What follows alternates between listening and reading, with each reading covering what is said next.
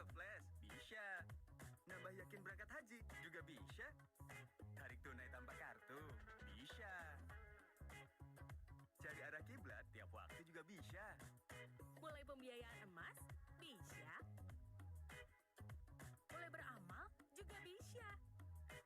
Check out lewat virtual account? Bisa. Cek jadwal sholat? Juga bisa. Bisa, kan ada bisa.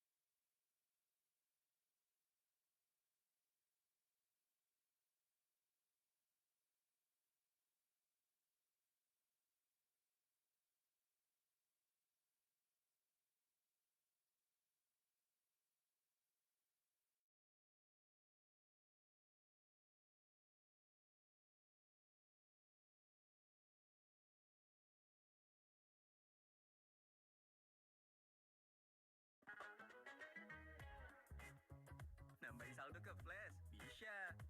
Nambah yakin berangkat haji? Juga bisa. Tarik tunai tanpa kartu? Bisa. Cari arah kiblat tiap waktu juga bisa. Mulai pembiayaan emas? Bisa. Mulai beramal? Juga bisa. Check out lewat virtual account? Bisa. Cek jadwal sholat? Juga bisa. Bisa, kan ada bisa.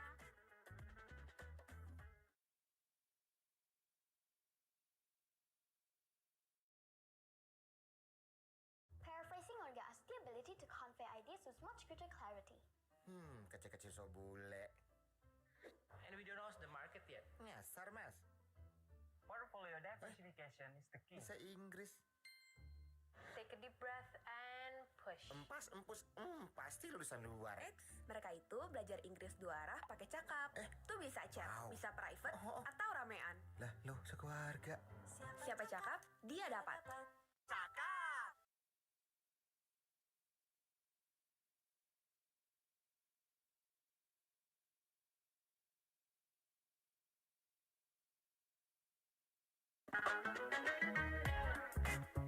Nambahin saldo ke Flash? Bisa. Nambah yakin berangkat haji? Juga bisa. Tarik tunai tanpa kartu? Bisa.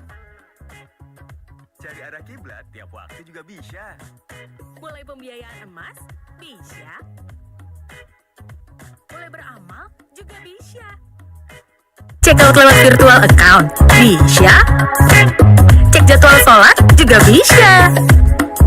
Bisa, kan ada bisa.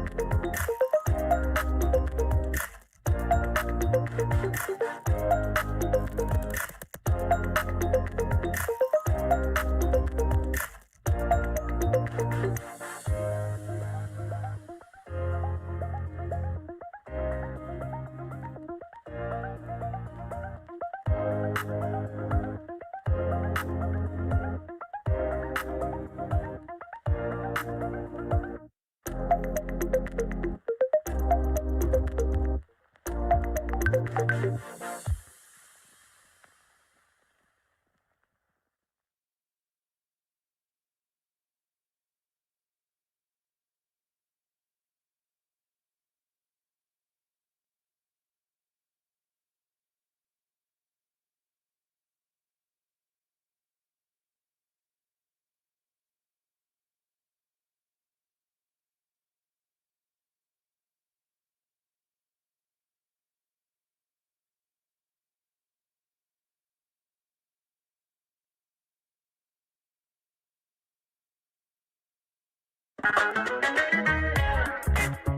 Nambahin saldo ke Flash, bisa.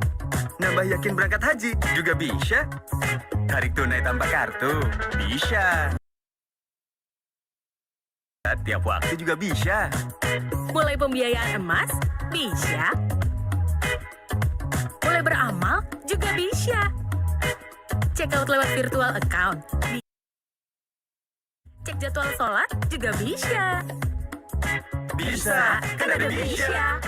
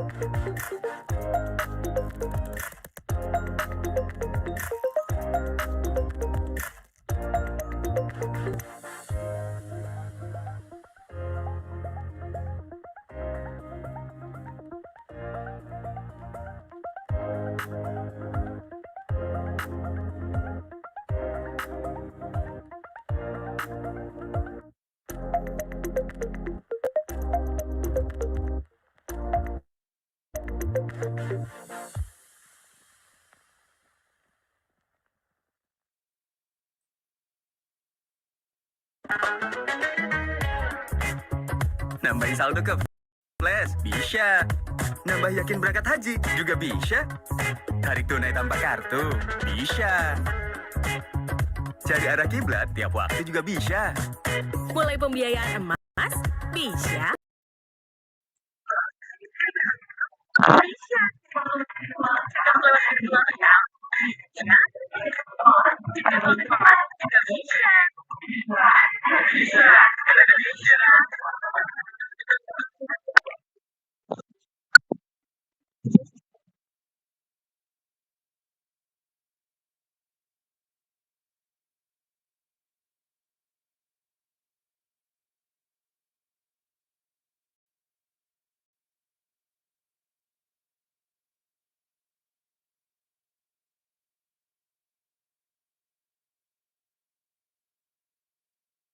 Tuh bisa chat, Wow. bisa private, Oh. atau ramean. Lah, lo sekeluarga. Siapa cakap, dia dapat.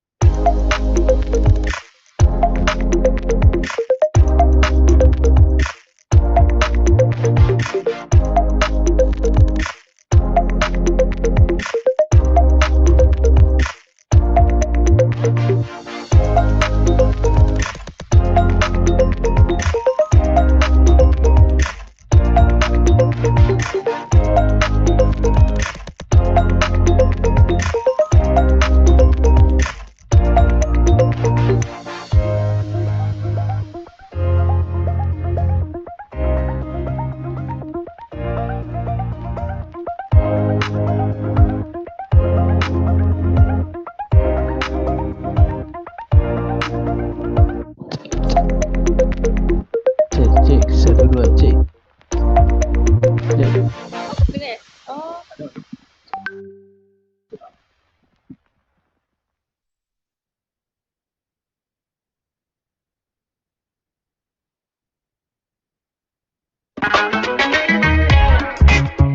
Nambahin saldo ke Flash, bisa. Nambah yakin berangkat haji, juga bisa. Tarik tunai tanpa kartu, bisa. Cari arah kiblat tiap waktu juga bisa. Mulai pembiayaan emas, bisa. Mulai beramal, juga bisa. Check out lewat virtual account, bisa. Cek jadwal sholat, juga bisa. Bisa, kan ada bisa.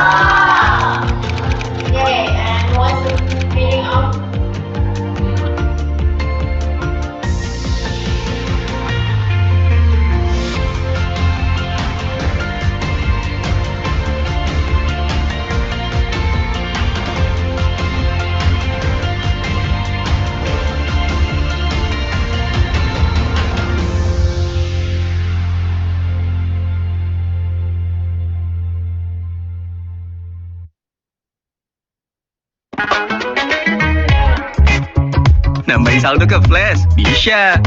Nambah yakin berangkat haji? Juga bisa. Tarik tunai tanpa kartu? Bisa. Cari arah kiblat tiap waktu juga bisa. Mulai pembiayaan emas? Bisa. Mulai beramal? Juga bisa. Check out lewat virtual account? Bisa. Cek jadwal sholat? Juga bisa. Bisa, kan ada bisa.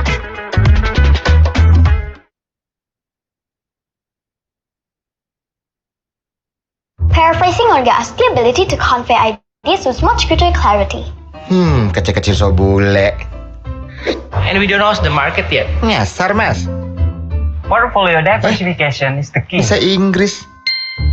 Take a deep breath and push. Empus, pasti lulusan luar. Mereka itu belajar cakap. Tuh bisa chat, Wow. bisa private, Oh. atau ramean. Lah, lo sekeluarga. Siapa cakap, dia dapat.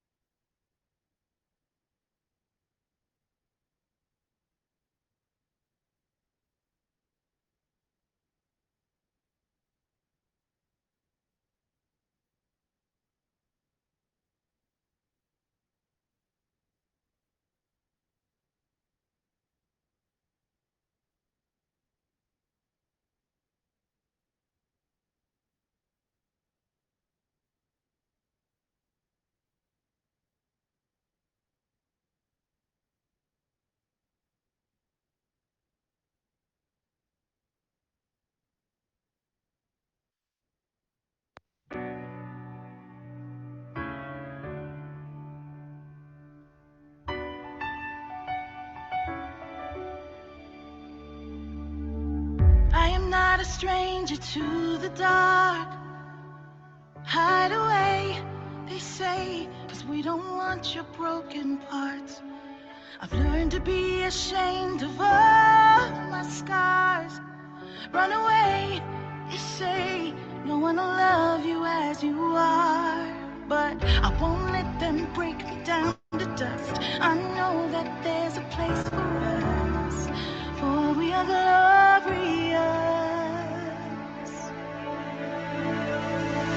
When the sharpest words wanna cut me down, I'm gonna send the blood, gonna drown them out. I am brave, I am bruised, I am who I'm meant to be. This is me. Look out, 'cause here I come, and I'm marching on to the beat I drum. I'm not scared to be seen, I make no apologies. This is me.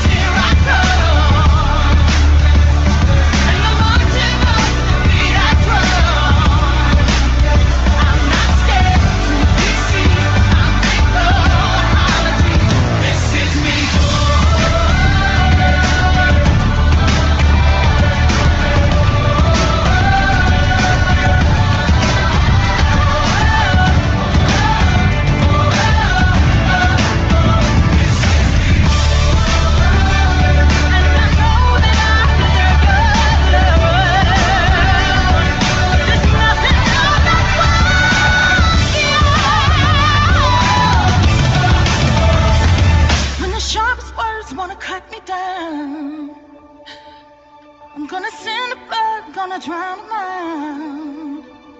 This is brave, this is bruised, this is who I'm meant to be, this is me.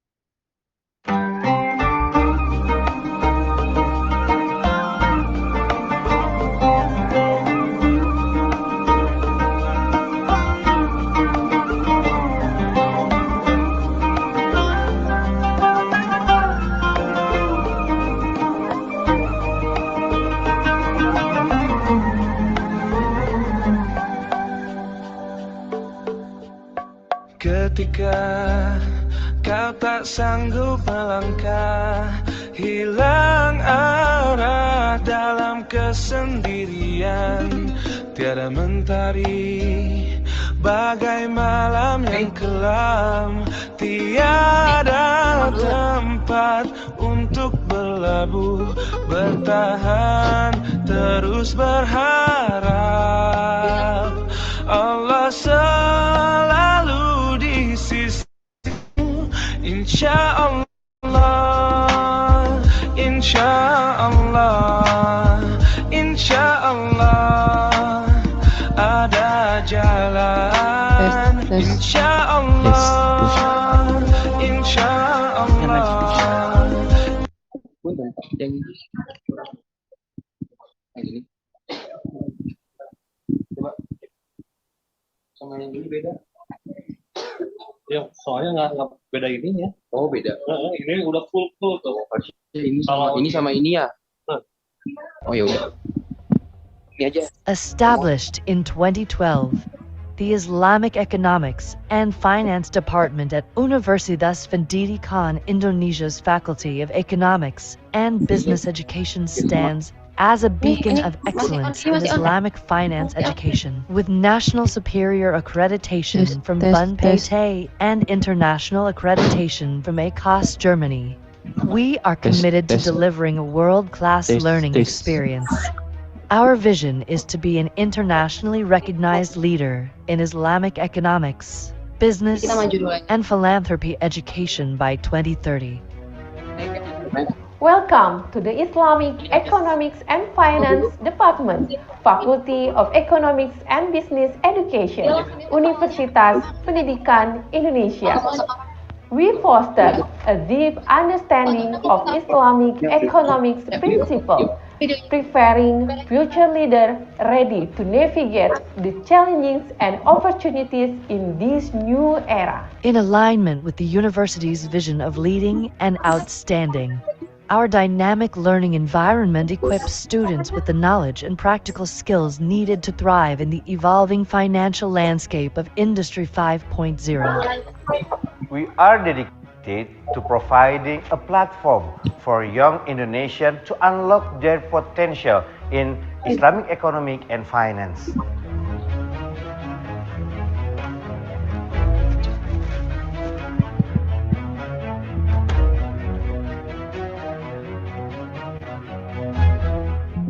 Through collaborative efforts, we aim to establish an ecosystem that propels the growth of Islamic finance in Indonesia and positions our nation as a global center of excellence.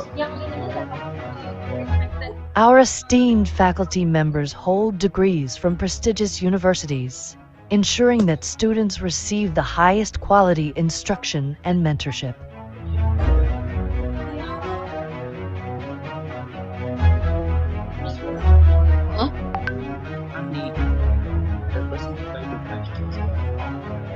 Gantinya apa tadi siapa namanya? Boleh, Iisf ya? iya boleh tukar aja nggak? Biar Tulis sekarang boleh nggak? Pulpennya. tapi udah mepet. Menurut aku tukar aja boleh nggak? Cuma nulis Spice doang deh. Oh, And more of our lecturers. Spice. Chancellor of Student. And The Islamic Economics and Finance Department is not only committed to providing quality academic education, but also supporting the holistic development of students through various associations and outside the student association.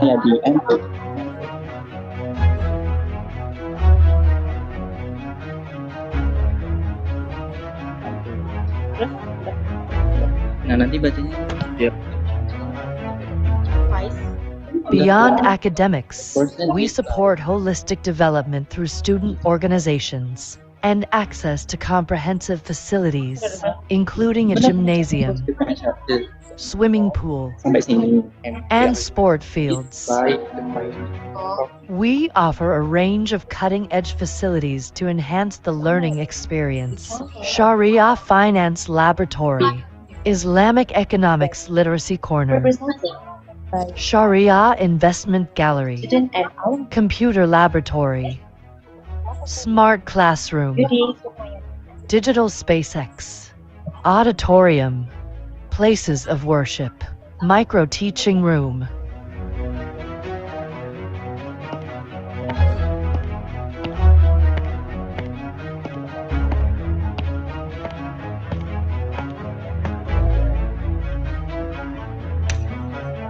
We actively collaborate with leading institutions to elevate the quality of education and research, expand our global network, provide students with hands-on experience, develop an industry-relevant curriculum, foster innovation. Our students consistently achieve national and international recognition, a testament to our well-rounded educational approach. Our graduates make their mark globally, upholding Islamic economic values while contributing to their communities.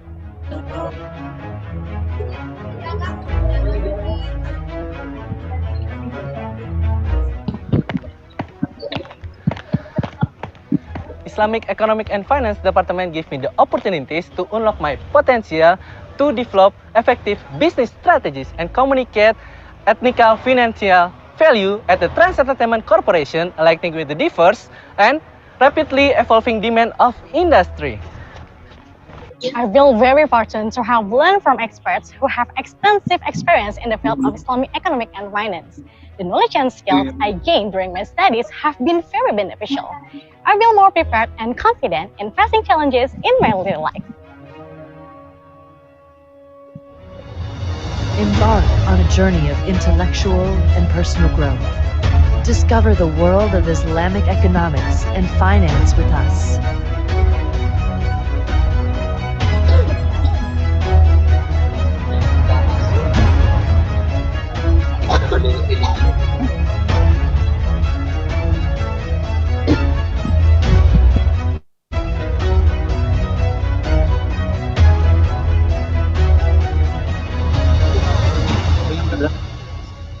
udah kapan? Yang dicobain gimana?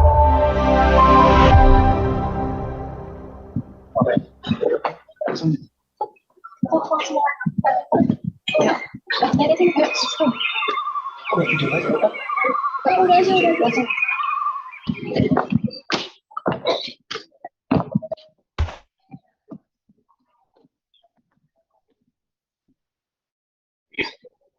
Masih melanjutkan kita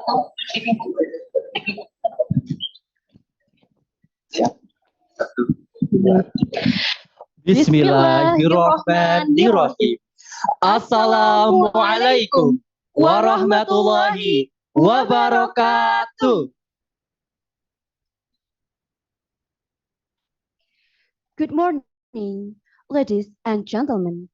This is our distinct pleasure and honor to stand before you in the proven settings of Auditorium Faculty of Economics and Business Education, Universitas Pendidikan Indonesia. Alhamdulillah, Alhamdulillahirabbil alamin. Wassalatu wassalamu ala asrofil amya wal mursalin. Sayyidina Muhammadin wa ala alihi wa ashabihi ajmain. Amma ba'd.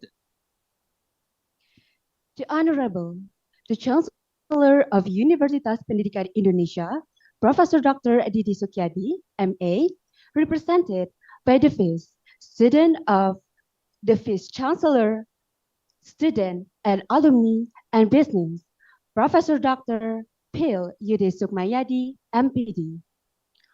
Our respected Dean of the Faculty of Economics and Business Education at Universitas Pendidikan Indonesia, Professor Dr. Rati Huriati, MP, CSBA.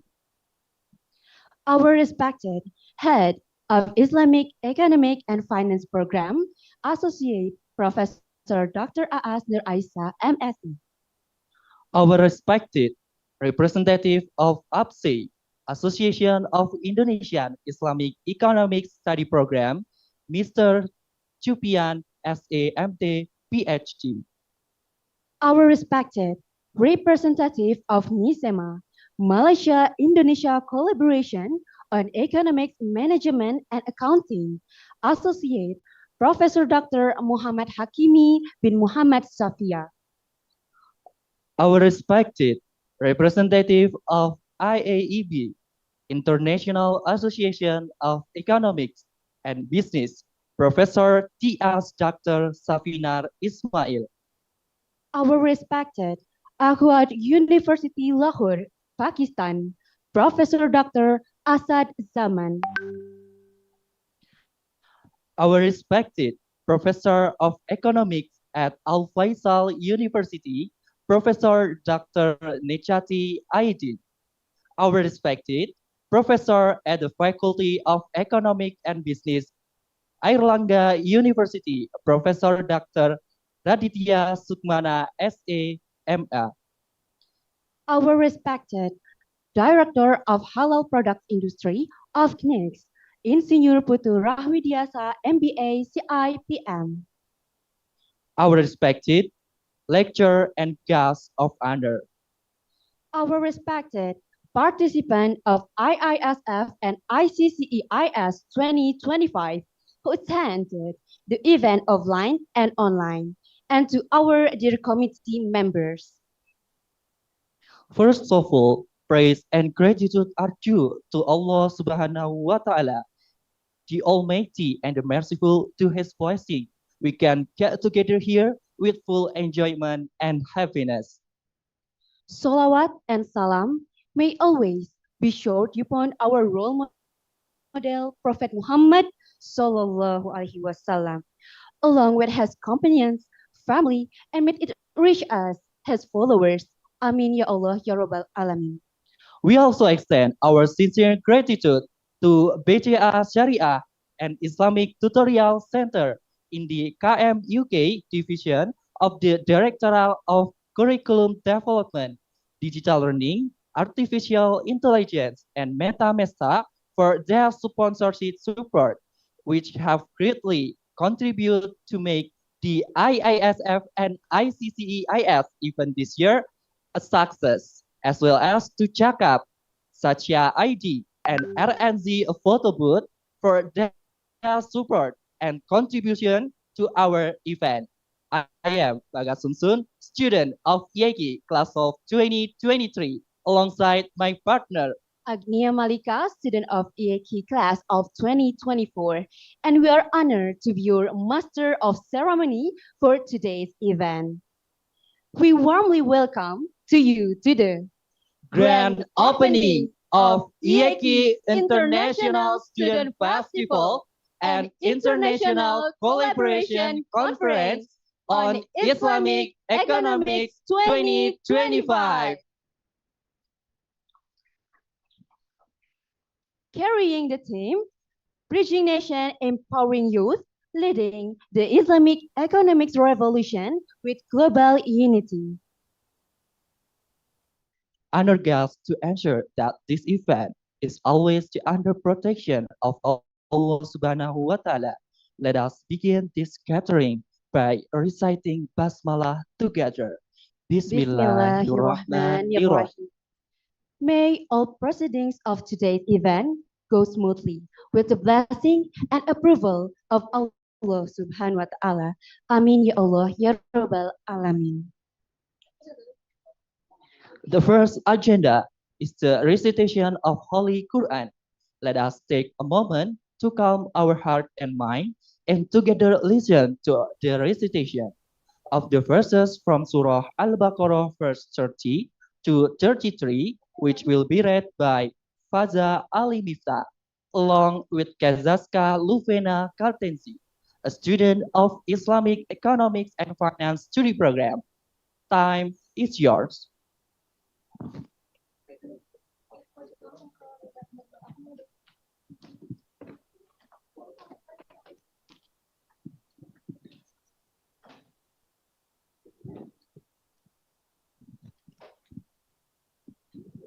Assalamualaikum warahmatullahi wabarakatuh.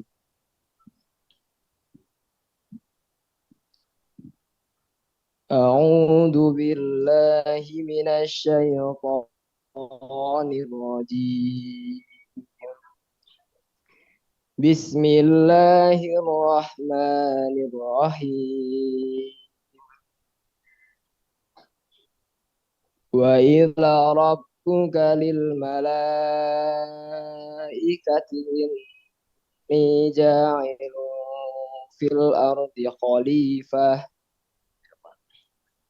قالوا أتجعل فيها من يفسد فيها ويسفك الدماء ونحن نسبح بحمدك ونقدس لك قال إني أعلم ما لا تعلم وعلم آدم الأسماء كلها ثم عرضهم على الملائكة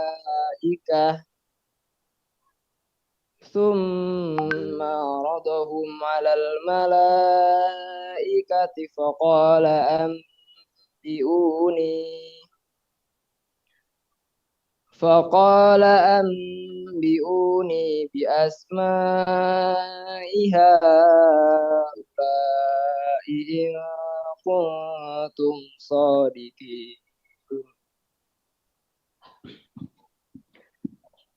قالوا سبحانك لا علم لنا إلا ما علمتنا إنك أنت العليم الحكيم قال يا آدم أنبئهم بأسمائهم فلما أنبأهم بأسمائهم قال ألم أقل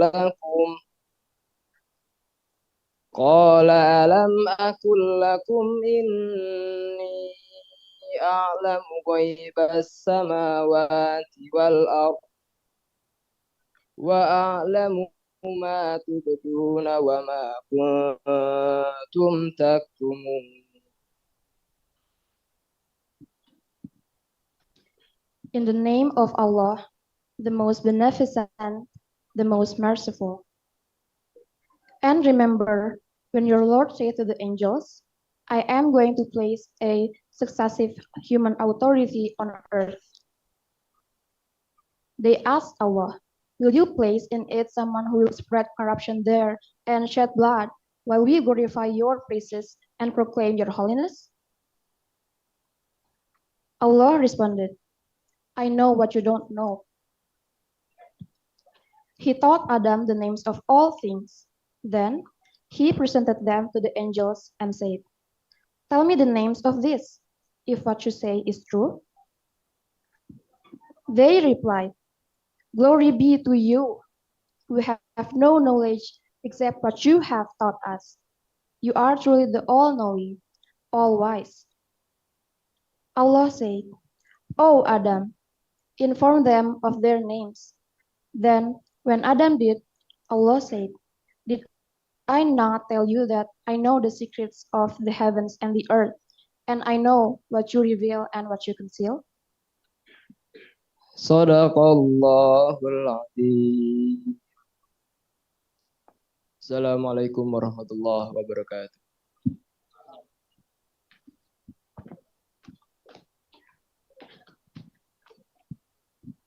Sadaqallahul Azim wa sadaqallahu rasuluhun nabiyul karim.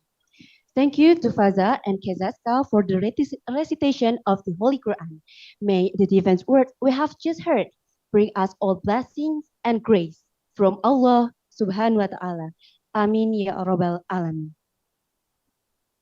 Moving on to the next agenda, we will now sing the Indonesian national anthem, Indonesia Raya, which will be led by Salsabila Hoirina Permana, a student of IEKI class of 2024.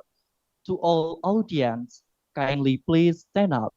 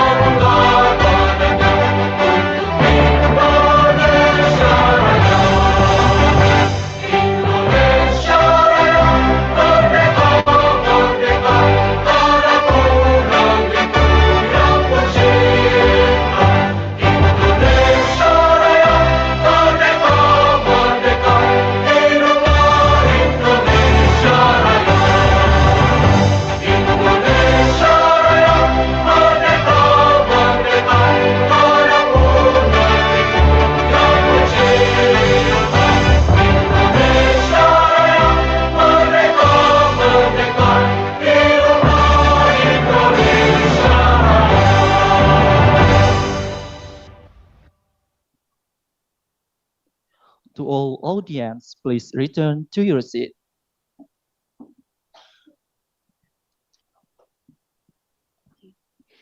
Next agenda will be opening speeches. The first speech will be delivered by the head of committee of the IEKI International Student Festival 2025. Please welcome Rahmaizan Putra Fajar.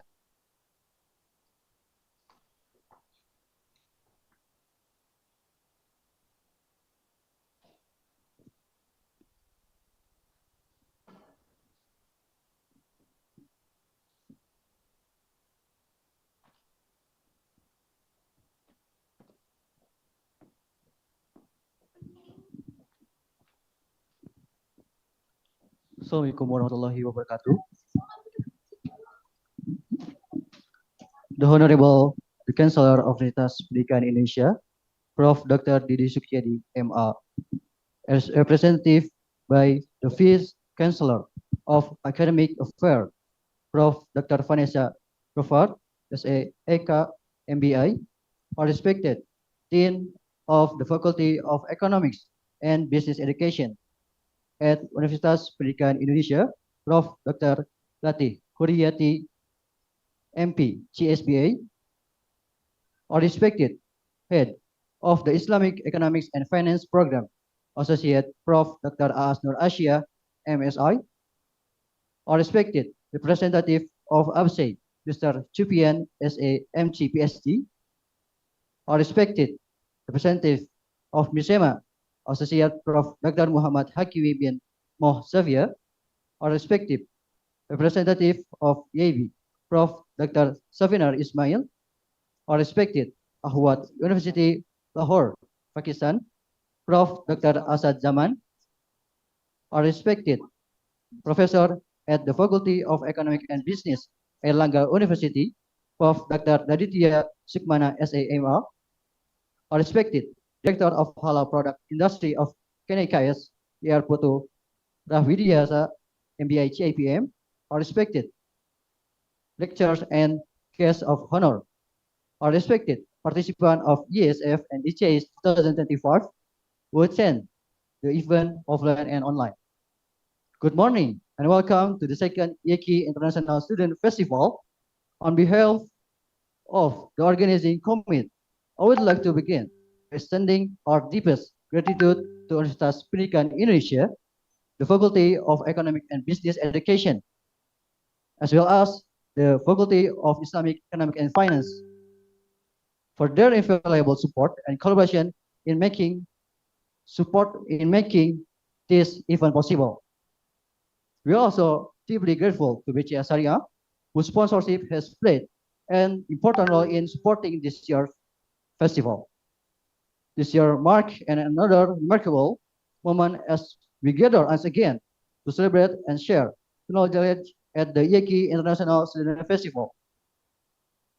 With the participants of 30 universities from 7 countries like Indonesia, the Philippines, Saudi Arabia, Turkey, Germany, Australia, and Japan. This festival continues to serve as a platform for students, academic, and professional to exchange ideas, learn, and engage in meaningful discussion on Islamic economic, business, and Islamic studies. Over the next few days, we will explore various important topics through seminar, discussion, and competition that aim to challenge creativity, critical thinking, and innovation. This festival is not only a place for academic enrichment, but also a bridge that connects different cultures and perspectives, fostering unity, collaboration, and shared values inspired by Islam. Through this, we hope to strengthen the role of young generation in contributing positively to both their local communities and their global society. Once again, I express my sincere appreciation to everyone who has made this event a reality. And I look forward to the enriching discussion, insight, and experience that we will all share throughout the festival. Thank you, and I wish everyone an inspiring and meaningful festival ahead. Wassalamualaikum warahmatullahi wabarakatuh.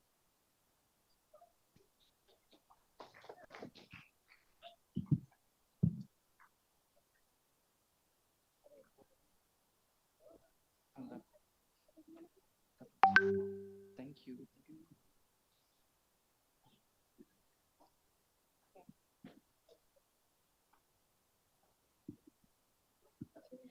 Thank you, Rahmaizan Putrawazar, for the speech.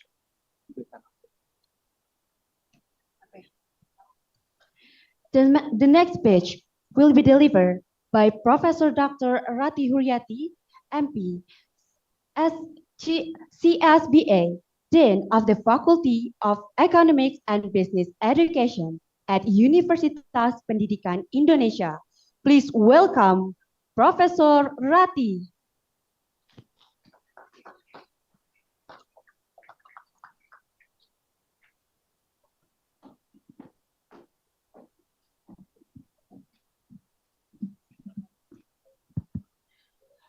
Bismillahirrahmanirrahim. Assalamualaikum warahmatullahi wabarakatuh. My peace upon of you all. My Honorable Rector UPI, Professor Didi Sukyadi, Vice Rector for Academic and Quality Assurance, Professor Vanessa Gafar, and Vice Rector for Student, Alumni, and Business, Professor Dr. Phil Yudi Sukmayadi, Vice Dean, FEB, and Head of Study Program IEKI, Ibu Dr. Aas, Vice Pak Mr. Chupian, PhD, Head of APSEI, Helma Agustiawan, Deputy Director for Business and Entrepreneurship Syariah. Thank you for coming. Distinguished guest, invited speaker, Professor Dr. Azad Zaman for Akwat Lahore, Pakistan. Thank you for coming. Insinyur Putu Rahwidiana, Director of Halal Industry. Thank you, sir. Professor Nekati Afan from Al Faisal University, Saudi Arabia, and co-host 13 co-host university and 2 university host college, and dear student IEKI. On behalf of the Faculty of Education, Economic and Business Education, Universitas Pendidikan Indonesia, I warmly welcome you to the opening of the Indonesian Islamic Science Fair and APSEI Conference. It is an honor to host this significant event, and I am delighted to see so many passionate individuals gathered here today, a shared vision for a better future. Our theme, Bridging Nation, Empowering Youth Leading the Islamic Economic Revolution with Global Unity, highlight the importance of collaboration and the pivotal role of youth in shaping the future of Islamic economics. In a rapidly changing world, unity and shared commitment are essential to advancing ethical, inclusive, and innovative economy practices.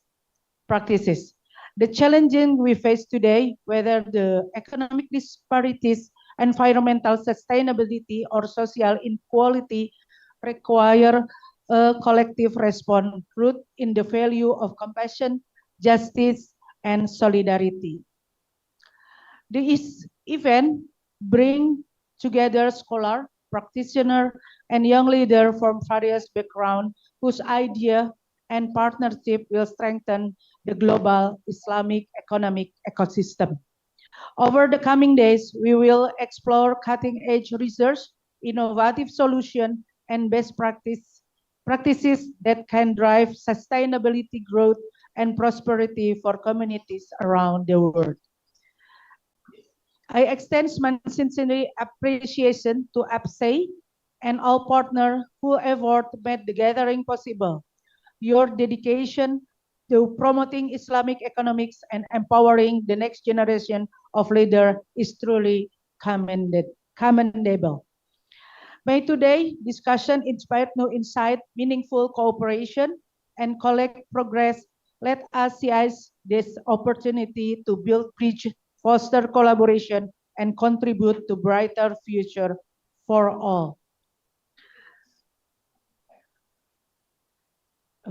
Thank you for your presence, and I hope you have a productive and enriching experience at the Iisf and APSEI conference. Thank you. Wassalamualaikum warahmatullahi wabarakatuh.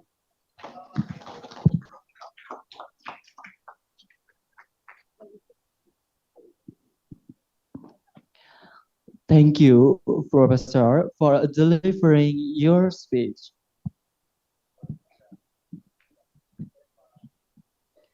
Ladies and gentlemen, whom we deeply respect, the next agenda is the inauguration of the IISF Grand Event. Therefore, Please welcome IISF and ICCEIS opening ceremonial team.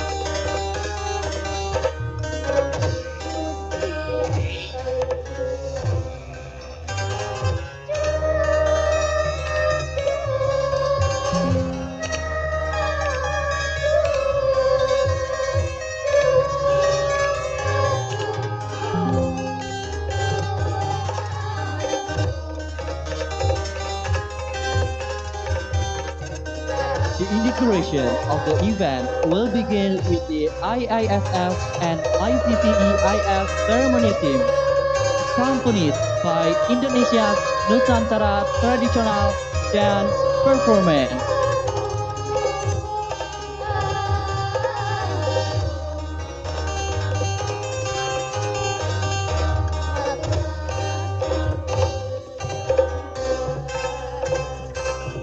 Following this is the procession of the IISF ceremonial staff, carried by delegates from Islamic Economics and Finance students, presenting six traditional costumes representing various provinces in Indonesia.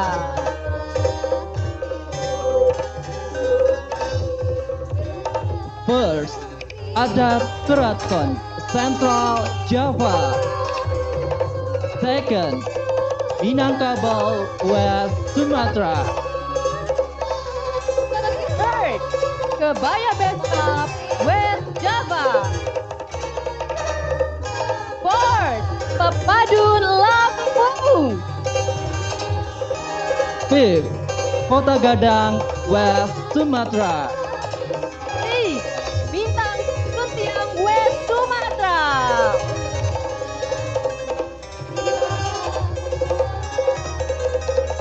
Give applause for everyone here.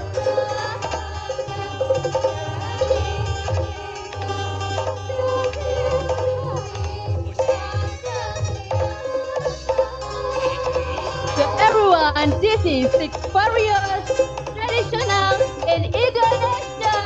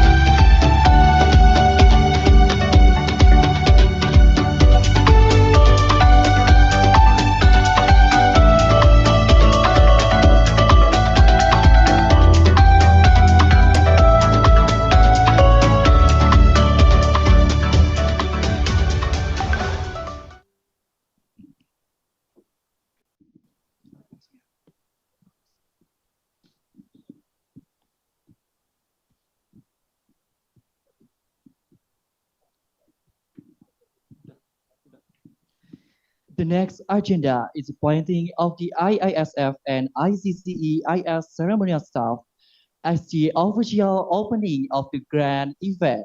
Therefore, we would like to invite the following distinguished guests to come on to the stage. We now invite the Vice Chancellor of Academic Affairs Universitas Pendidikan Indonesia, Professor Dr. Vanes, and we also invite our guest of honor to be able to accompany the Vice Chancellor in front. First, Professor Dr. Rati Huryati. Second, Dr. Aas Nurasia. Third, Dr. Asad Zaman. Fourth, Insinyur Putu Rahwidiasa. Fifth, Professor Dr. Raditya Sukmana. Sixth, Mr. Jupian SAMT PhD. Seven, Professor Dr. Jajang Wemahri to join us on stage for the ceremonial inauguration of the event. We respectfully request to Professor Vanes to open the IISF box as a sign of the opening of the IISF Summit event. Kami mohon kepada Prof. Vanes untuk membuka untuk seremonial IISF dan dibukanya acara puncak IISF 2020.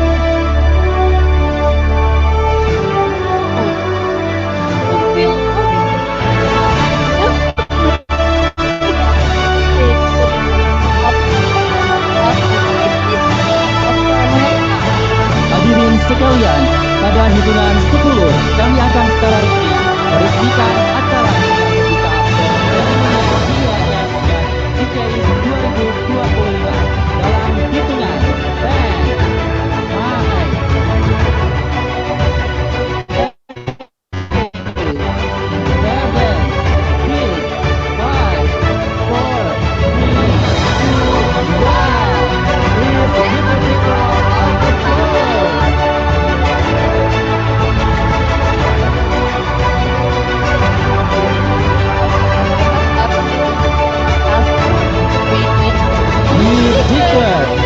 The IISF and ICCEIS Grand Event officially has been opened.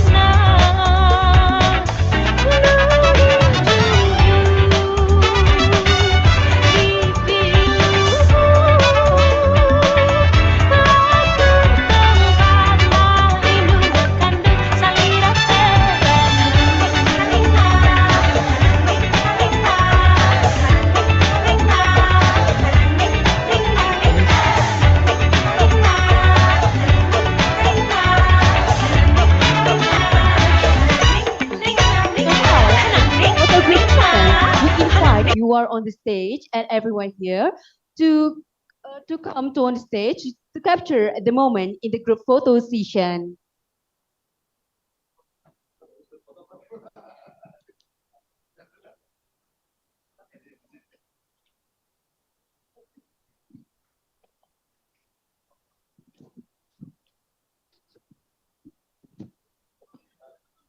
Okay, everyone get ready.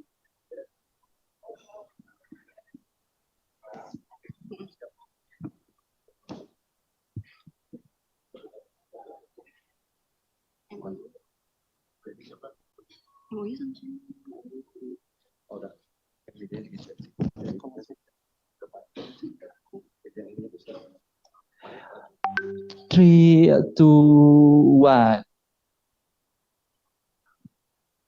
One more. 3, 2, 1.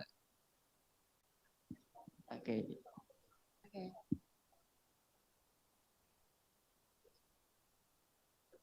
Okay, 3, 2, 1. Again. Okay. 1, 2, 3. Okay. Okay. Done. Okay. Thank you. Okay, the next agenda is a signing of a memorandum of understanding between Ahwat University and members University of Apsey. We would like now we would like to invite Professor Dr. Asad Zaman, representing Ahwat University, to kindly proceed with the signing of the MOU.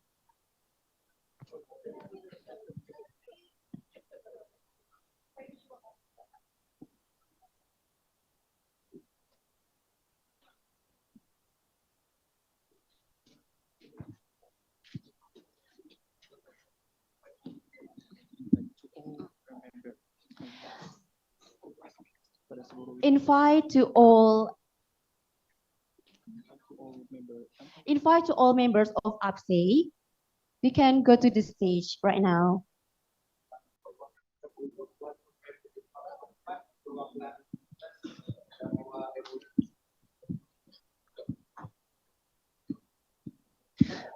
Kepada seluruh perwakilan universitas yang telah membawa MOU, dipersilahkan untuk maju ke depan untuk melakukan tanda tangan.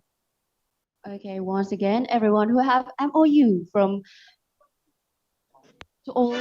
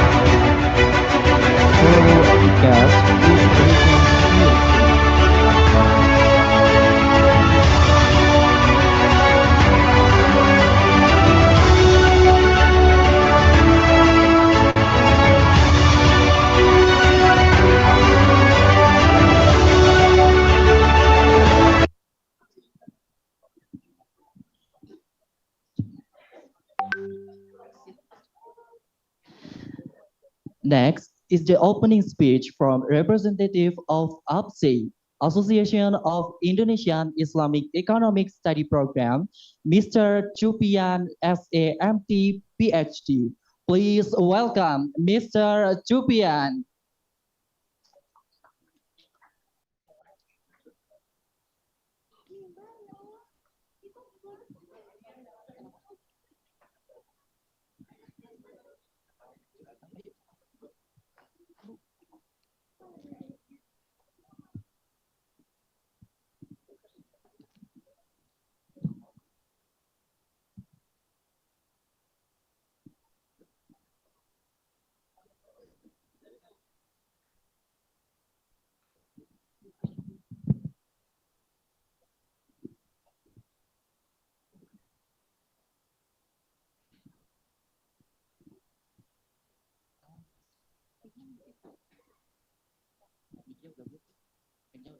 Mr. Chupian, time is yours.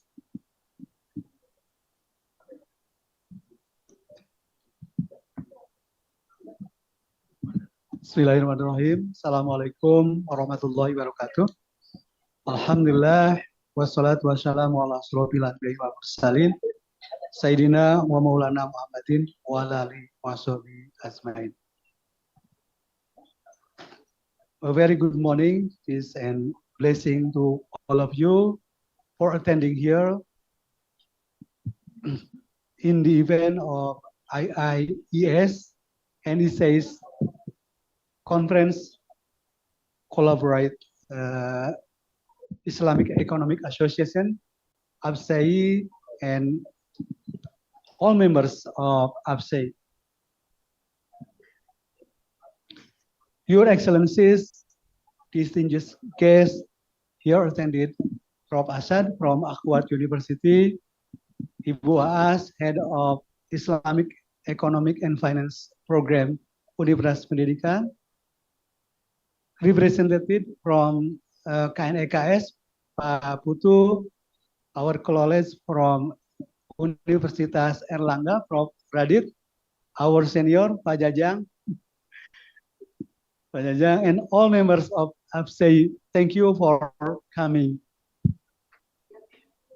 On behalf of ABSAI, it's my immense honor and a privilege to extend the warmest welcome to each one of you to this landmark forum. With them, bridging nations, empowering youth, leading the Islamic economics revolution with global unity. Today, we are not just attending another conference, we are convening at a critical juncture in global history.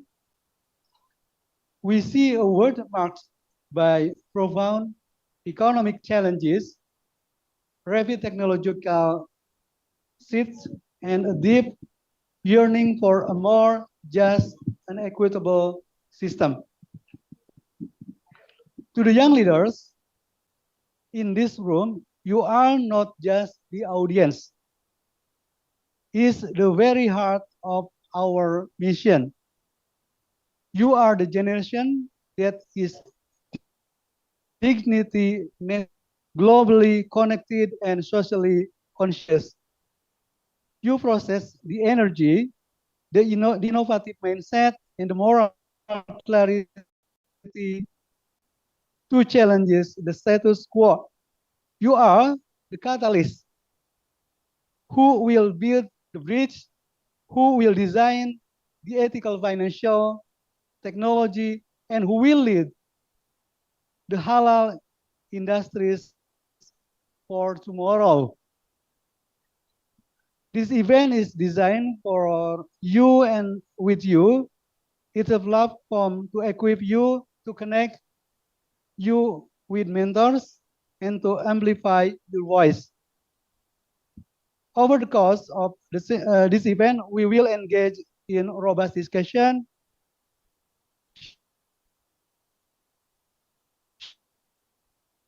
share, cutting, explore how digital finance, sustainable development, and halal ecosystem, and converge to create real and tangible impact.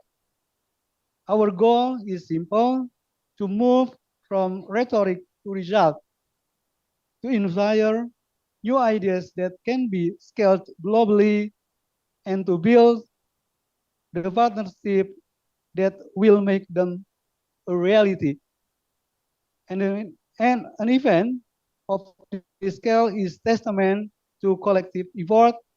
I must extend my deepest gratitude to our esteemed speakers who have traveled from across the globe to share their invaluable wisdom. My sincere appreciation goes to our partners and our colleagues for their unwavering belief in this vision. And of course, a heartfelt thank you to organizing committee for their tireless dedication in bringing this event to life. Let's seize this opportunity. Let us listen with open minds, engage with passionate hearts, and commit to being the agents of change. Let's build the bridge, empower our youth, and together lead the Islamic economic revolution with the strength of our global unity. I wish you all a highly productive and inspiring in this event. Thank you, and may we all benefit from the knowledge shared today. Thank you very much. Wabillahi taufiq wal hidayah. Assalamualaikum warahmatullahi wabarakatuh.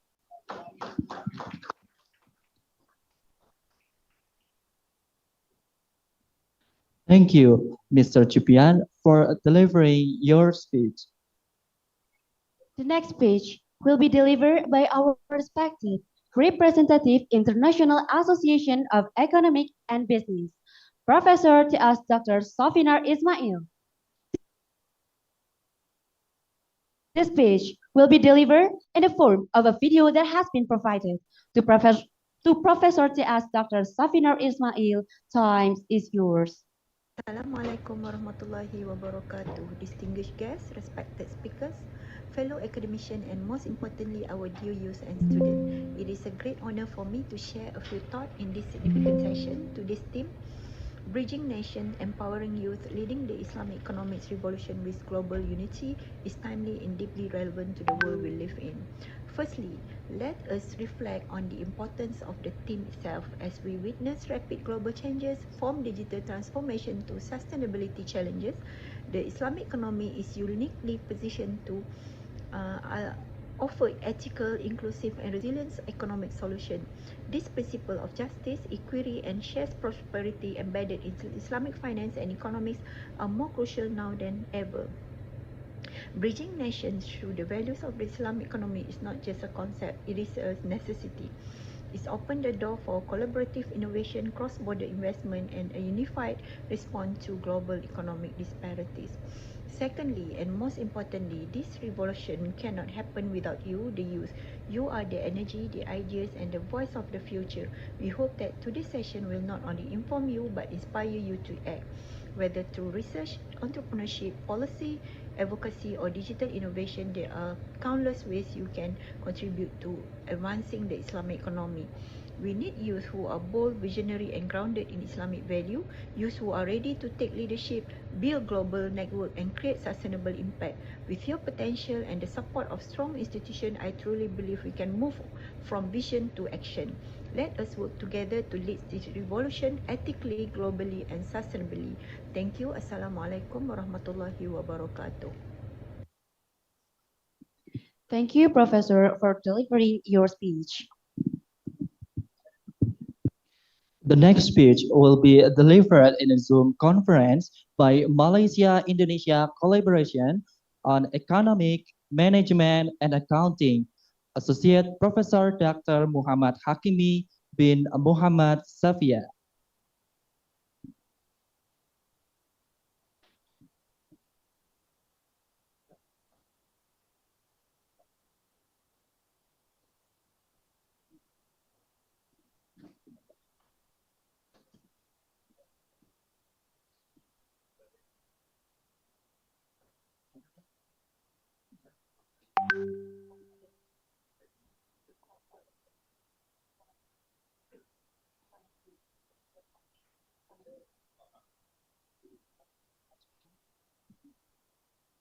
Okay.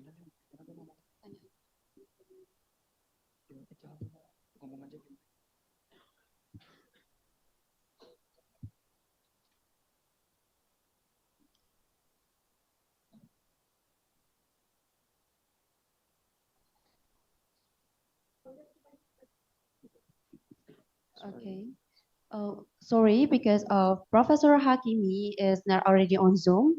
So maybe we would like to the next agenda.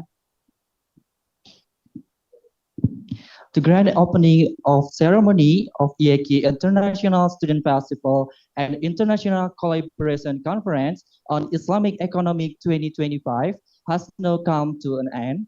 We would like to extend our sincere gratitude to all the distinguished guests for your warm greeting and for graciously attending the grand opening of the IISF and ICCEIS 2025. But don't worry, our event is far from over. Next, we will proceed with the Islamic Economic Seminar, which carries the theme Islamic Entrepreneurial Leadership, Building Resilient Communities in the Global Era. We are truly honored to have our distinguished speaker with us today. First, Professor Dr. Asad Zaman from Ahwad University Lahore, Pakistan. Second, Engineer Putu Rahwidiasa, MBA, CIPM, Director of Halal Product Industry of Connects.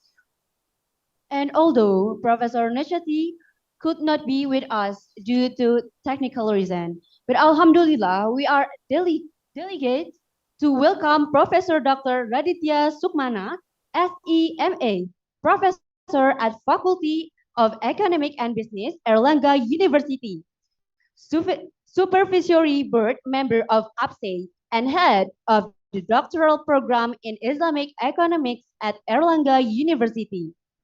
This seminar will be moderated by our esteemed moderator, Mr. Mumu Muhammad, SEMA.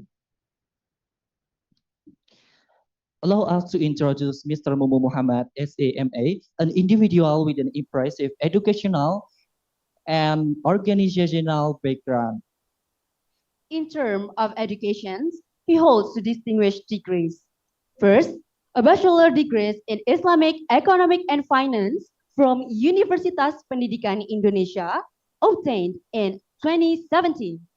Second, a master degree in Islamic Economic and Finance from Istanbul University, completed in 2021. In addition to this academic accomplishment, Mr. Mumu Muhammad is also an active member of several professional organizations.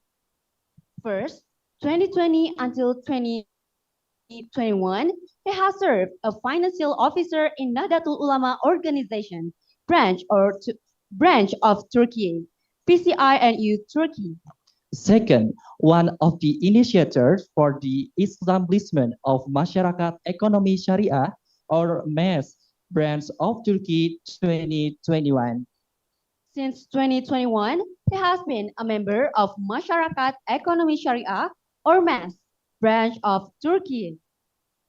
Please welcome Mr. Mumu Muhammad, SEMA.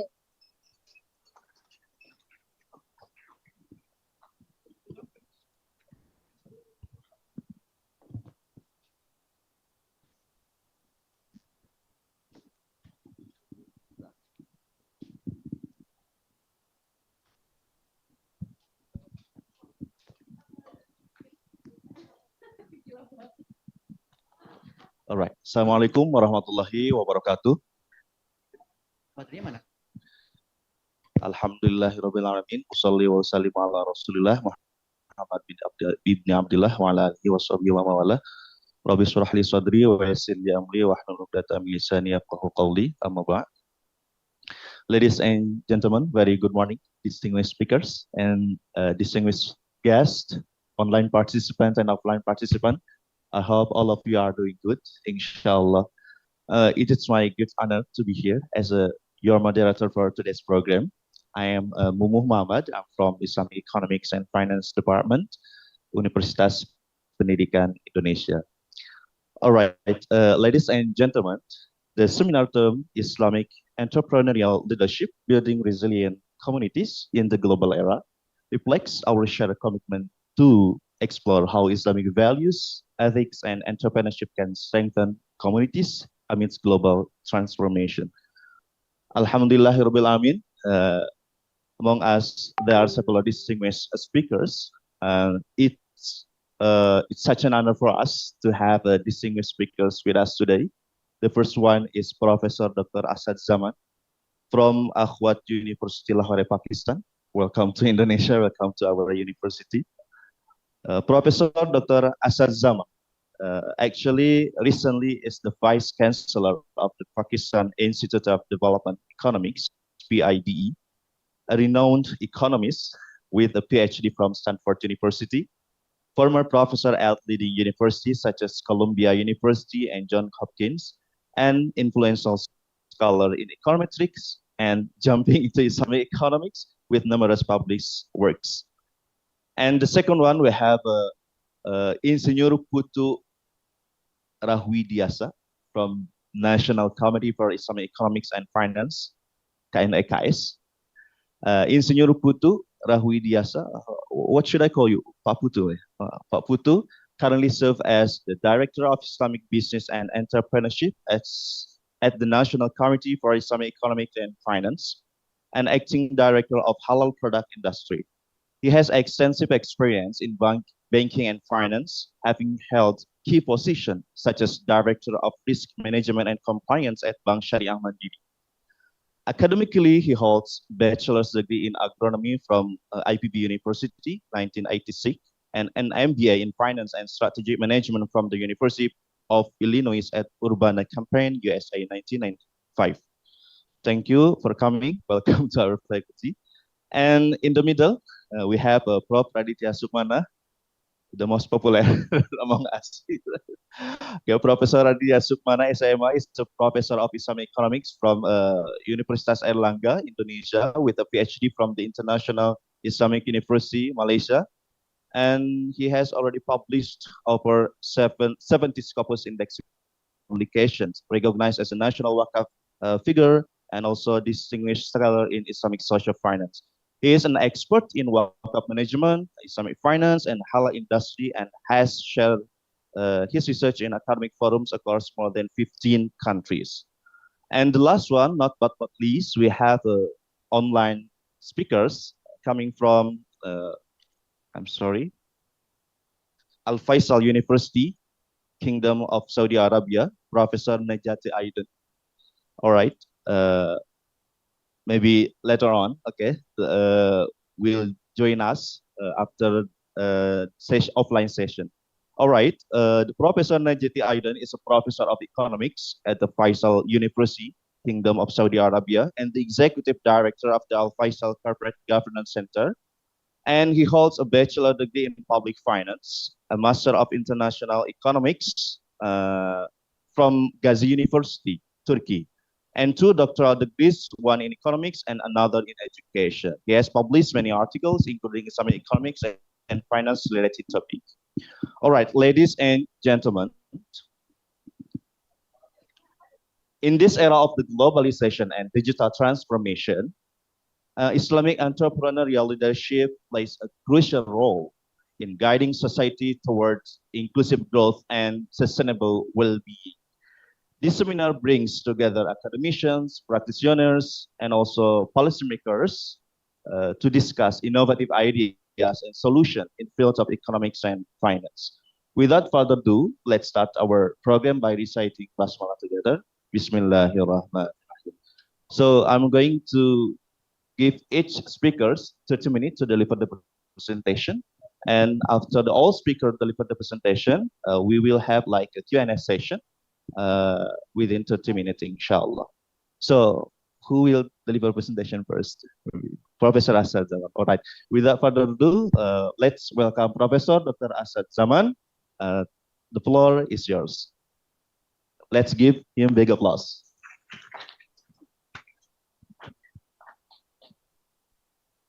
Bismillahirrahmanirrahim. Assalamu alaikum wa rahmatullahi wa barakatuh. Thank you very much for inviting me to Indonesia from APSAI, and this is an exciting opportunity because Indonesia has the largest number of Islamic economics programs in the world. So now the question is, how can we use these programs to change the world? So Islam, the teaching of Islam, revolutionized the world 1450 years ago.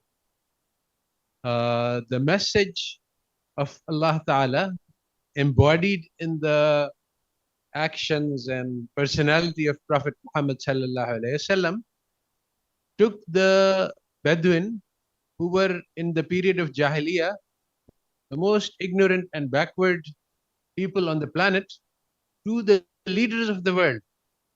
This is the power of knowledge. So how can we provide this kind of burning knowledge which can change the world to our students? To understand this is the most important job in front of us, to realize that Islamic economics has that potential today. It can also change the world, but just like it was knowledge given by God. Remember the ayat that Allah Ta'ala, the angel said, why are you creating man? And Allah Ta'ala says that I know something. Allah Ta'ala refers to knowledge, which they don't have. Then Allah Ta'ala gave some part of this knowledge, a small part, to Adam alayhi salam. And this knowledge of the names was sufficient that the angels made sajda to Adam alayhi salam. So this shows the power and the importance of knowledge. And it was this knowledge that led the Muslims to be the most advanced civilization on this planet for 1000 years. And then, as all civilizations do, there is a period of decline. But this is not inevitable or irreversible. But what is the decline? The decline is decline in knowledge. Actually, you can count the number of books produced by the Islamic civilization, and they were the largest in the world for about 1000 years. Around, actually, it was the printing press that changed the balance. When the printing press was invented, actually, it was invented in China, imported in the Islamic civilization, and sent through to the Europeans. And then when they adopted the printing press, and when the muftis in Islamic civilization prohibited the use of the printing press, then there came a time, not so around 50 years later, Europeans were producing more books than Islamic civilization. So that was the turning point when we declined. And today, again, there is no difference. The world is no difference. If we can produce the valuable knowledge, we can again rise to the leadership of the world, which Allah Ta'ala has meant for us. The Ummah is meant to be the representative of Allah Ta'ala and His agents for spreading the deen on this planet. Kuntum khairul ummat. We have been chosen as the best of mankind for the purpose of spreading the knowledge of Islam to all of humanity. So if we are doing this mission, then Allah Ta'ala will give us the khilafat on this earth. But if we lose this mission, then we will not have the honor that Allah Ta'ala has given us. So I am going to talk in very pragmatic, real world, actionable things. So the first thing to understand is that every social theory, first of all, what is a social theory?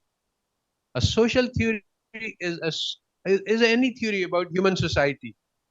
So economics is also a social theory. It tells us about how to manage the economic affairs, politics is a social theory, political science, and anthropology, and all of the studies of human societies, they are all social theories. So now the critical point to understand, which is different from how the West understands, is that a social theory is designed to solve a social problem always. So if you think as the Western, the word science means that this theory is universal. Like, the law of gravity, it operates in all times, from in the 19th century and the 21st century, same in Indonesia and same in England. But social theories are not like that. Keynesian economics was an economic theory developed by Keynes to solve the problem of high unemployment in England and USA following the Great Depression, so in the 1930s. So if you understand Keynesian economics as a solution to that problem, you are fine. But today, unfortunately, for reasons too complex to explain here, not relevant to us right now, the West has taken its economic theory and says that these are universal theories. You take Keynesian theory and apply it to Indonesia. Completely wrong. I mean, it was not designed to do that. It was designed to solve the problem of England after Great Depression. Even in England, now Keynesian theory is not up. So the first thing to understand is social theory is solution to a specific problem facing society. And today, you see, if you have a question and then you have an answer, you have to look at the two together.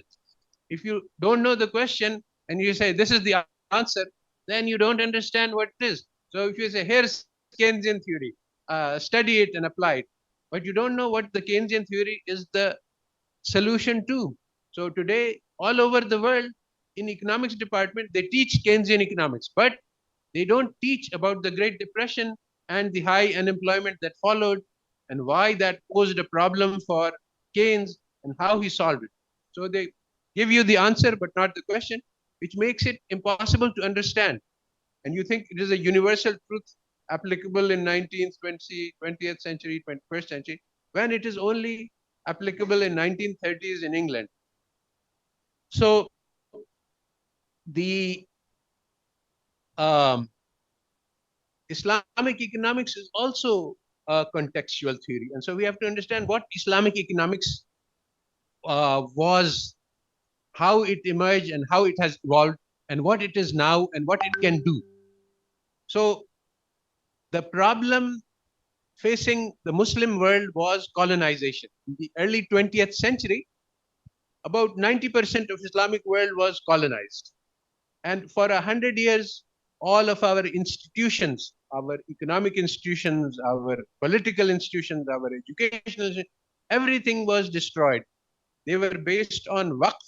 The waqf were financing so the Islamic society doesn't exist today on the planet. Why? Islamic society has its own political structure, but all over the world, political structures in Islamic world are copies of Western. Social structures, educational structures, all things are influenced or corrupted by Western institutions. So economics is one of the key institutions, which is the basis on which all other social institutions rely. Because if you don't have the money, you can't run the universities, and you can't run the government, and you can't build bridges, and you can't build fast trains without taking loans from China. And so the issue is, how do we arrange the economic affairs of the world? So in in the First World War and the Second World War, these were big catastrophes for Europe. About 50, 70 million lives were lost. The young men were killed in such a large scale that the young woman could not find a man to marry. There were none around. In fact, I think that I have heard that the women went to the Pope and said that you should allow us multiple marriages, that one man can have more than one wife, because it is written in the Bible. But the Pope did not allow. So, anyway, that's so. The point of the fact is that the armies were destroyed, and so the power of the West was massively reduced. And for that reason, all over the Islamic countries after World War II, in 10 to 20 years, everybody got independence. Now, Islamic economics was a part of this. The first generation of Islamic economists were part of this movement for independence in the post World War II era, 1950s, let us say. They were thinking that after we get independence, what kind of system, what kind of economic system we will have. So they studied capitalism and socialism and communism, and they said these are all the systems of the atheists and the Christians. And they are all focused on the worldly success. They are both, all three, communism, socialism, and communism, their goal is to bring you wealth, but they have different ways of doing. So they said that none of these are matched to Islam, and we have our own system which is different from all of those. And so this is what we will implement. So this was part of the freedom struggle in the Islamic world, that after we get freedom, we will implement the teachings of Islam. And so the first generation spelled out Sayyid Baqir al-Sadr, the Saduna, and Maulana Maududi, his Islamic economics. He explained what the Islamic economic system would be. And this system would be very different. In fact, their books show that our system would be superior. We would not have poverty. Everybody would get education, healthcare, all of the good things that we want from an Islamic economy. They were all written in those first generation books. But what happened? What happened was that colonization, there is a second class which has many names, called the compradore class in Latin America, the sellouts, or the coconut class, the people who are brown on the outside but white on the inside. So this is the people who have been trained by the colonizer to think like them, to admire them, to emulate them, and to hate their own culture, their own people, their own language, their own heritage, their own religion. So these people, they had been governing the countries all over the world in as the second rank. The first rank was the English or the Dutch or the Italians or the French, and the second rank was this traitors, the people who were loyal to the master and not to the people. So this class came into power all over the Islamic world because they were already in power. So the revolution did not bring. So for 25 years, we had this thing which we call political Islam.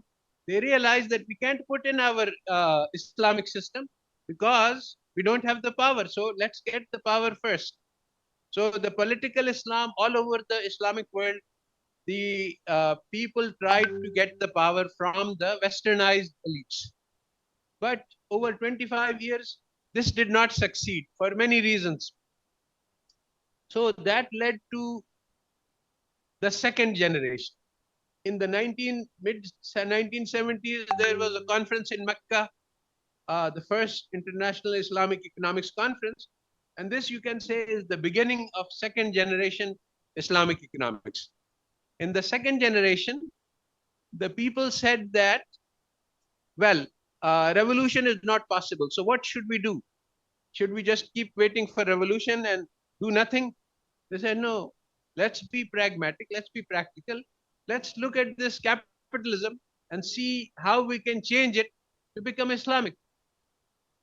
So this effort continued, and these people, and that's where the textbooks come in. They say, okay, let's take capitalist theory and modify it. So capitalist theory is based on interest. So let's remove the interest and replace it by musharaka, mudarba. And they looked at all of the aspects of capitalist theory that were in conflict with Islam, and they say, okay, let's try to patch this up and let's try to add the Islamic elements. So we can bring in the zakat, and the sadaqat, and the waqf, and the other Islamic institutions that are part of an Islamic economy. But in 2007 and 2008, standard economics suffered a very serious blow because all of the economists in the world could not predict global financial crisis. And this pointed to a very serious problem with conventional theory. One of the problems I've already explained. This theory thinks it's universal, and so it doesn't take into account the local conditions. What is happening now? They say we have a theory of gravity, it applies at all times, all places. The technical term for it, it's ahistorical. It doesn't take into account history, it doesn't take into account geography, it doesn't take into account culture. So that was a real blow at that time. Many big economists said that all of the economist profession is wrong. They could not predict something so big. So many people have tried to make changes, but they are trapped within a framework in which they cannot see the solution. Why? Because basically economic theory is a branch of moral philosophy. Adam Smith was a moral philosopher. So for reasons too complex to explain right now, economics has always been a part of moral philosophy. But the point is that in the 20th century, after the world wars, the philosophy of logical positivism said that science cannot have any morality in it. So economists also decided to exclude morality from economic theory. So prior to, in the early 20th century, economic theory was about human welfare. How do we bring welfare and satisfaction to people using economic means? But after Lionel Robbins, it became the science of scarcity, where welfare is not involved, because welfare is something inside the human heart, and this is something which is not scientific. So they said, we can count the number of things that people have, we can calculate the value of something in the market, but we cannot calculate the value of the iman in the heart, we cannot calculate the satisfaction. So we will drop it from the theory. So economic theory, then morality also becomes dropped because it cannot be calculated, you cannot measure it, you cannot weigh it, you cannot do statistics on morality. So they said, okay, all of this is not science, so we will drop it. So the economic theory which developed capitalism, it is the antithesis of Islamic theory because it's based on immorality, and Islamic economics is based on morality. By the way, my book with this title has been translated into Indonesian, and so I think all of you have, as teachers of Islamic economics, have probably seen it. Anyway, so our problem today as third generation Islamic economists is to learn from the experiences of the first and the second and build a new path. So the first generation wanted to launch a revolution. They had the good ideas about how an Islamic economic works, but they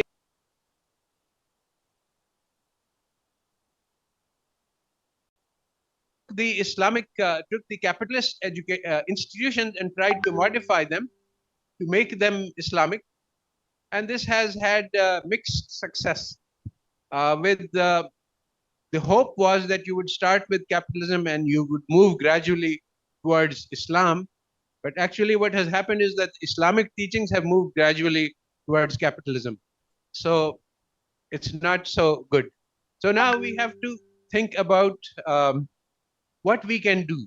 So I'm going to put the problem, as I said, this is a practical talk. What can we do? So capitalism is too big.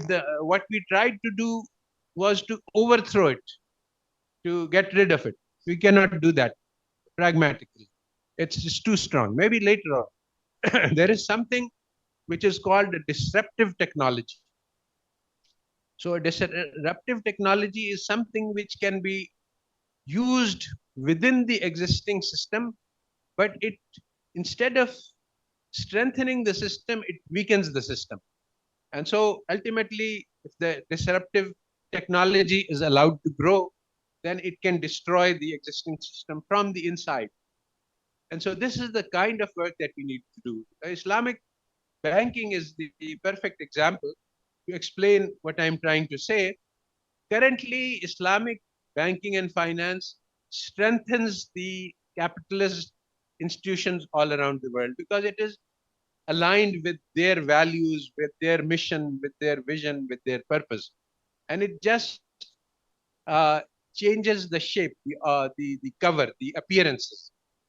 And so it is possible to create an Islamic finance which will be different from what is currently being done. And this will actually this will be able to survive within capitalism. This is very important. Otherwise, not all Islamic structures can survive within a capitalist environment. And also, it will not strengthen capitalism, it will weaken it. So how can we do that? I'm not going to talk about banking because that's not our job. I'm going to talk about what Islamic economics teachers can do. So basically, the challenge that we face is that capitalism is designed to create human resources, not human beings. So what's a human resource? Capitalism you can think of is a machine with interchangeable parts. So we are taking these human beings and we are turning them into parts. We don't ask if somebody comes, if we have a student, that what is your name, what do you do, what are your strengths, what are your weaknesses. It doesn't matter. He's just raw material, and we have to shape it into the kind of gear that will fit. So we just design them. If he is an individualistic and he has some eccentricity, we remove that. We don't like it. We don't like individualism. So now the thing is that Islam teaches us, and we teach our students that you are for sale in the market. Your value will be the amount of salary that you get when you get your job. If you have a high salary, you are a very good student. And if you have a low salary, you are a very poor student. So Islam teaches us that the human being is infinitely precious. One life is like that of the entire humanity. So the student is like a seed, and from that seed can grow a big tree. So we don't want, for the factory, we only want the seeds. We can grind them up and make bread. But for Islamic economics, we want to produce human beings. And these are infinitely precious. They cannot be purchased in the marketplace. So how do we create human beings? First, we change our intention. We are not going to produce students who are going to take jobs. We are going to produce people who will have the vision and the ambition of changing the future. Our youth is the future of the nation. The teachers are the most important part of any society because they shape the future of the society. So we take this responsibility. Instead of, as capitalist teachers, we have been taught that you have to teach the students some equations. You have to teach them how to run regressions. You have to teach them stata. No, this is not our job. This is a peripheral thing. But our job is to teach students how you can develop the potential that is inside you to change the planet, to change the future of the ummah. And this is something you can do, and something that the students, once you put this idea in front of them, they become very excited. You know, our normal studies, the students find very boring. Why? Because they are studying. When we teach them something, they say, "Is this going to be on the exam?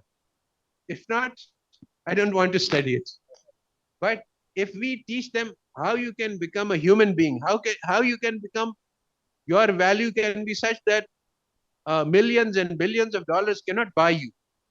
Students are very interested. They want to know about this. How can we do this?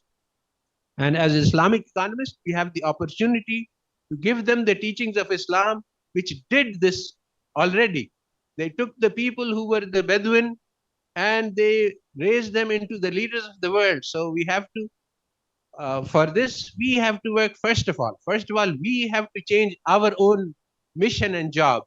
We think that we are working for a salary and we are doing a job. No, we are shaping the future of the ummah. And these students in front of us, they have the potential and the capabilities of Al-Ghazali, Ibn Rushd, Ibn al-Haytham. Each one of them can have the potential to change the world if he is inspired and motivated. So our job is to inspire and motivate the students and then give them the tools to change the world. And these tools are part of third generation economists. And this includes entrepreneurship and community development, which I didn't get to talk about because but basically, all right, in the 2 minutes that I have left, I will explain why this matters. And it is important. So if you want to step away from capitalism, I say we are not going to destroy capital. What we can do is be entrepreneurs. If you are because capitalism, you see, we cripple our students. They look for jobs, and if they can't find the jobs, then they are worthless. So they have to fit into capitalism. But an entrepreneur, he does his own business, so he is independent of capitalism. So he can eat, drink, and earn his own money, and he doesn't rely on a job. And similarly, since we don't have the power to go implement Islamic economics top down, we can go bottom up. We can take our communities, the neighborhood, which is a very strong point of emphasis of Islam, and we can say, okay, let's take this neighborhood and let's create an Islamic economy inside the mahalla, inside the 50, 100 houses around the masjid. And you can create an Islamic economy. Nobody is going to prevent you. You have the power to do so. But building a community is hard work. It's not easy, but it is something, it is possible. One of the biggest problems that we face for Islamic reformers around the world is that we try to attack too big a problem. We try to get the government.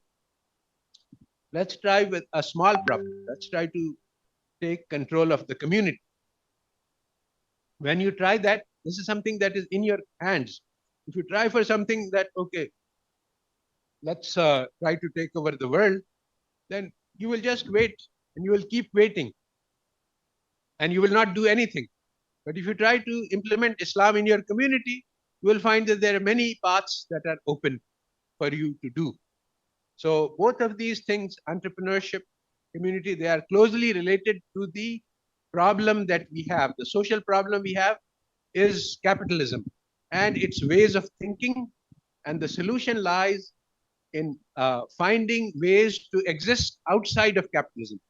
And this means building local self-sufficient communities, using creative methods, using entrepreneurship to think of ways of living outside on the boundaries of capitalism.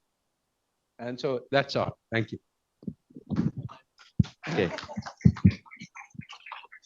Thank you so much, Professor, for the insightful presentation. Once again, let's give him big applause.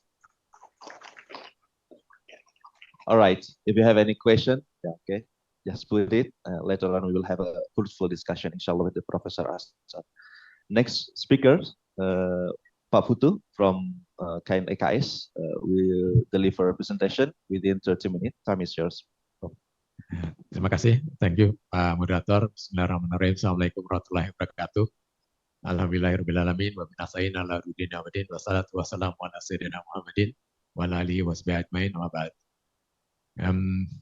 Distinguished speaker, distinguished participant in this room and also in Zoom, I think. Ya, satu juga yang ingin saya sapa spesial, Bu Dr. Nia Durkita, pembimbing saya di S3 Trisakti. Jadi kalau nggak menyapa nanti selamat.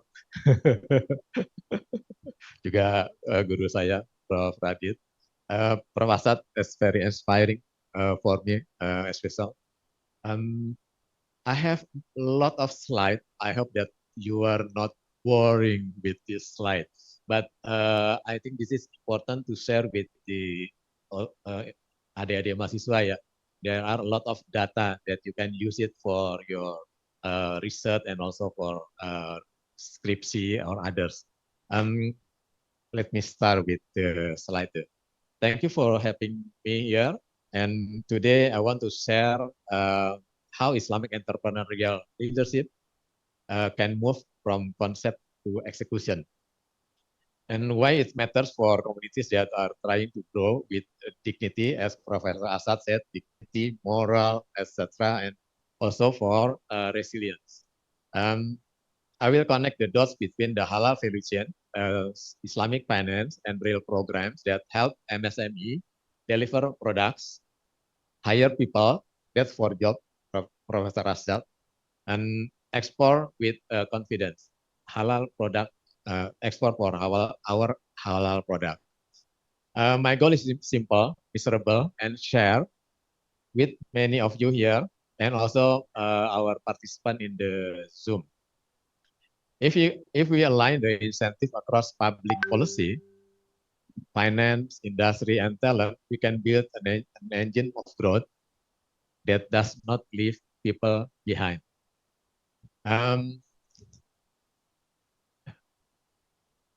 KNKS, maybe some of you do not know yet the KNKS. KNKS is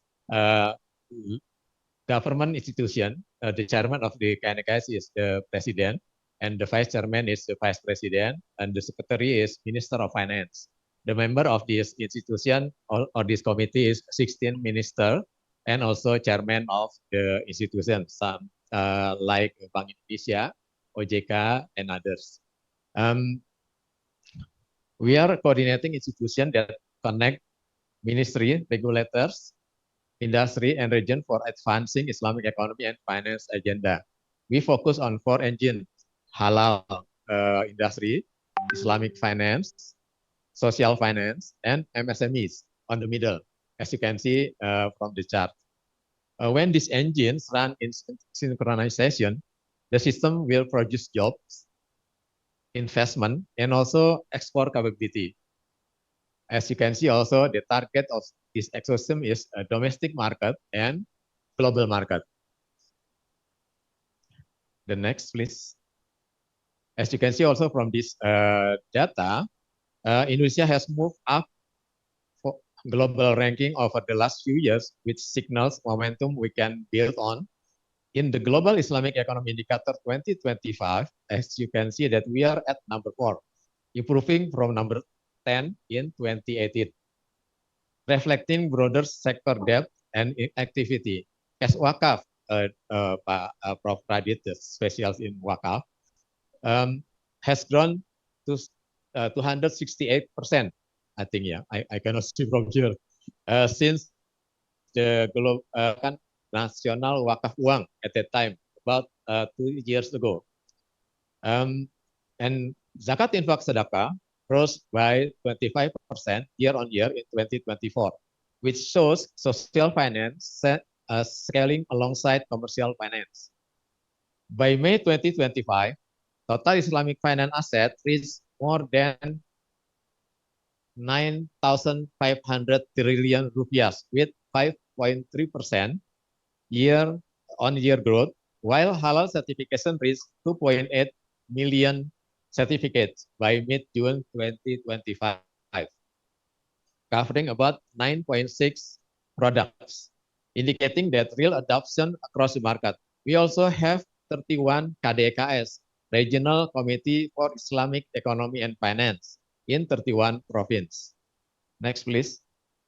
Globally, according to GIS 2024-2025, Muslim spending in six real sector hit roughly 2.43 trillion US dollars in 2023 and is projected to reach around 3.36 trillion US dollar by 2028.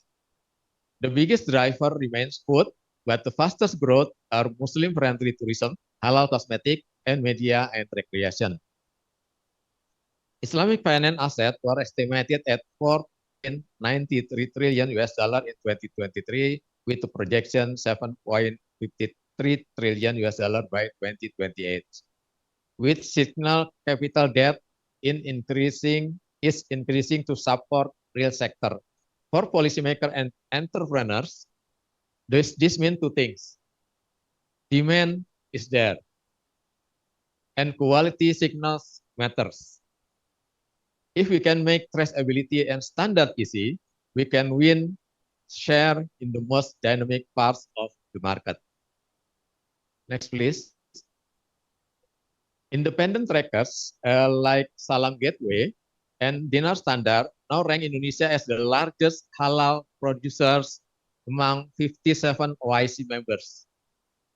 With 15 of top 30 global halal companies based in Indonesia. That is a credibility signal, and investors look for the credible market. It also means our domestic supply chains and compliance system are good enough to serve global buyers, which reduces perceived risk. But leadership is not permanent, Bapak Ibu. If we do not keep investing in upstream input, logistic, and standard, we will lose pace in the global market. The plan you will see next that is designed to lock and in and extend that lead. Next, please. Okay. And now we move from the why to the now, to the how. What I mean that the first part is why. Now the second part is how to achieve it. I will connect national policy target to operational project. That's Islamic economy is as a priority program within National Priority 2 for 2025 to 2029 with clear objective and indicator. RPJMN is a midterm national plan. Rencana Pembangunan Jangka Menengah Nasional. Targets includes moving Indonesia from rank 3 to rank 1 by 2029. Lifting Islamic GDP contribution from about 46.72% to 55.11%. That's our target.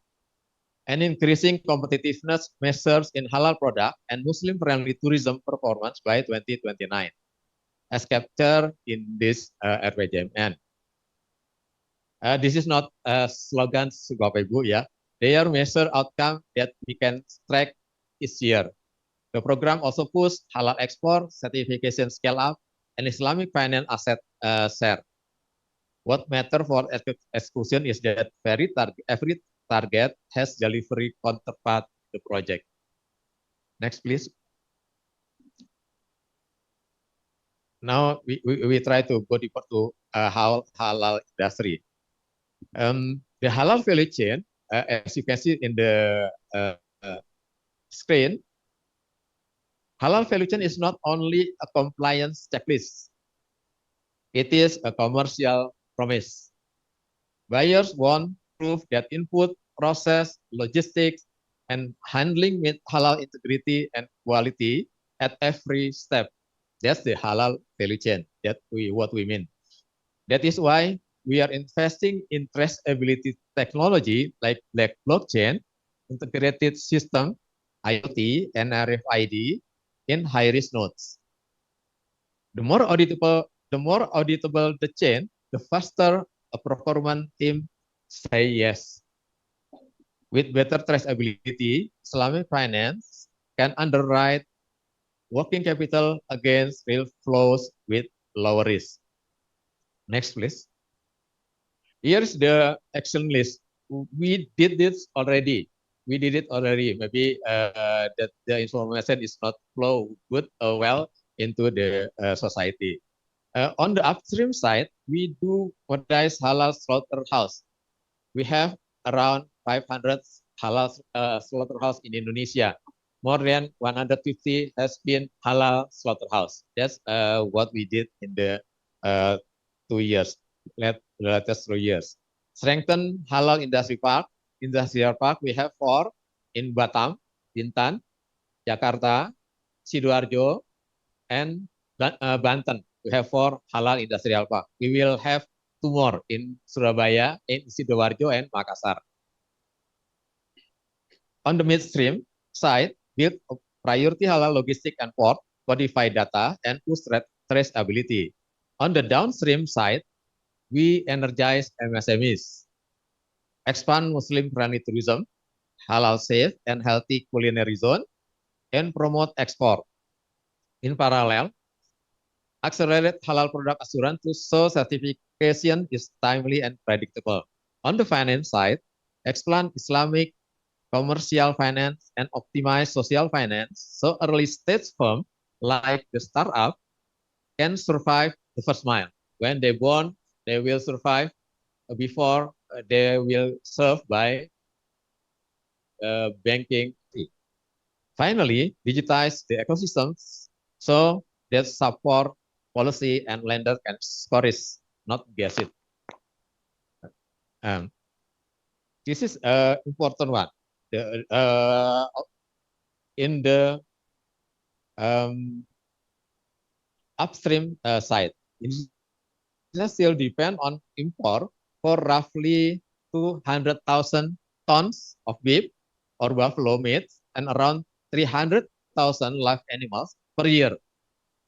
And many slaughtering sites do not meet halal and sanitation standards yet, which affect safety and credibility. Only about 34.4% that ruminant slaughterhouse have NKV and halal certification. NKV is nomor kesehatan veteriner, which is a supply side bottleneck for truly halal assured meat, while poultry is better at around 74.6%. We also face a shortage certified halal supervisor and skilled halal butcher, as used, namely Juleha, juru sembelih halal. Next, please. This is halal logistic value chain. From raw materials to processing to distribution, each point has a risk of contamination and need for control. A robust halal assurance system reduces those risks and create the paper trail buyer require. Practically, this means clear critical control point, clean segregation in warehouse and transport, and also digital logs that are easy to audit. When these basics are in place, firms qualify faster for large contracts. The business buy-off is real, better acceptance rates and lower reward. Next, please. In our pharmaceutical industry, still import about 90% of active pharmaceutical ingredients, API, mainly from China, India, Europa, and the United States.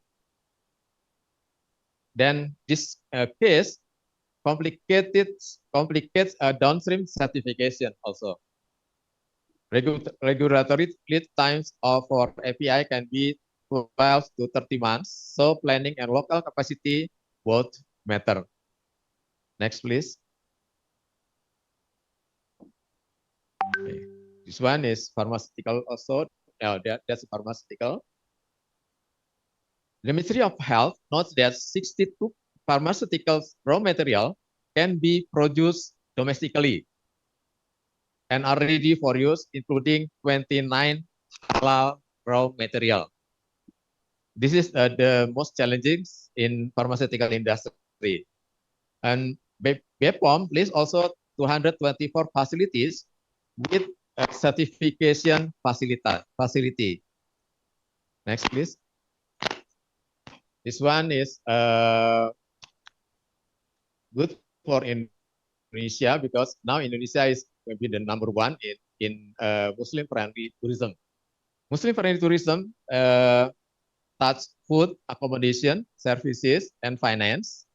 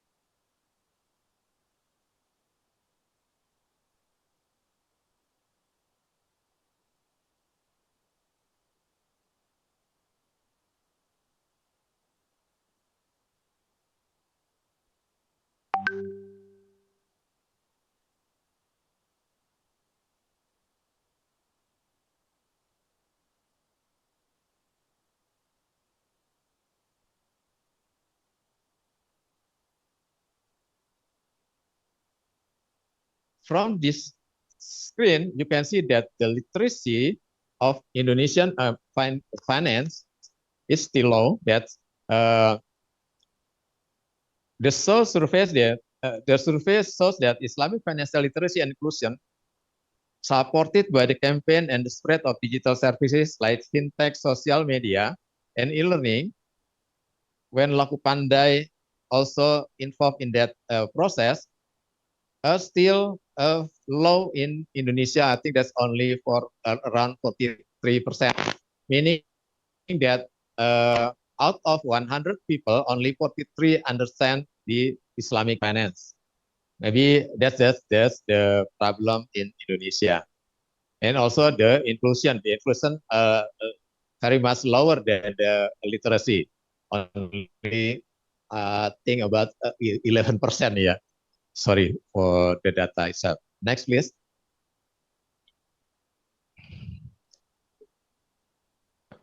From the screen also that you can see that the industry and the finance is still not fully integrated. Many halal producer and Islamic finance provider still operate in parallel tracks. We need one track where certification and finance move together. Building halal certification costs with financing and financing both suppliers and buyers in the same program will accelerate sales and reduce default risk. Next, please.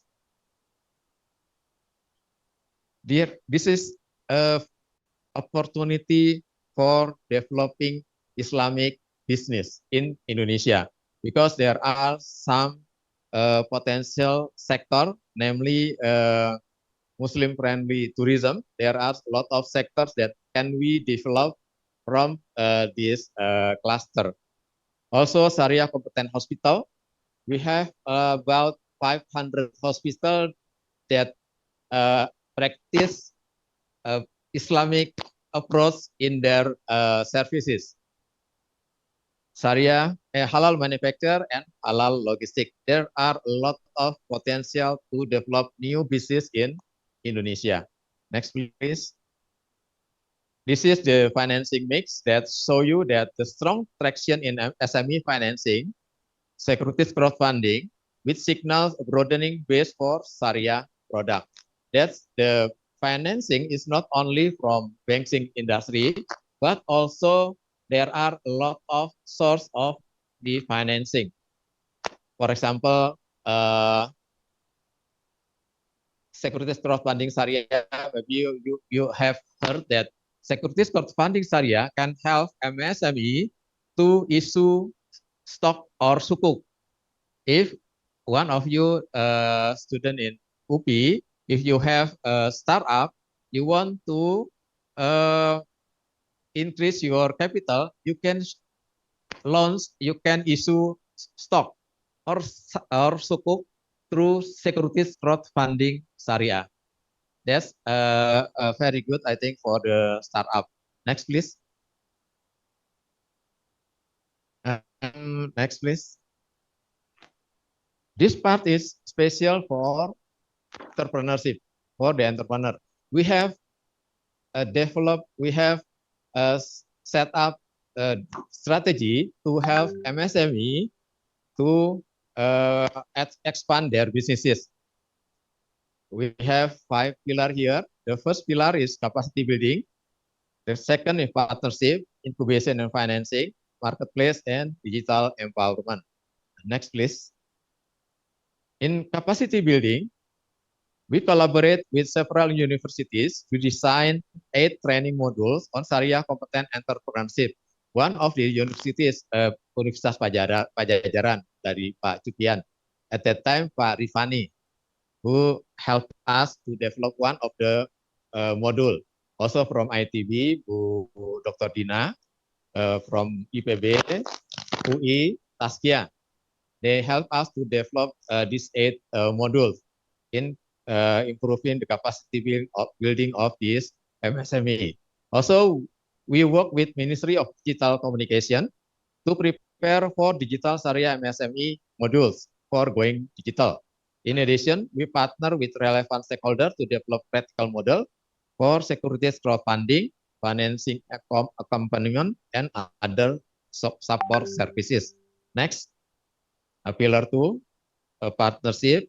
We help MSME build partnership through set of programs.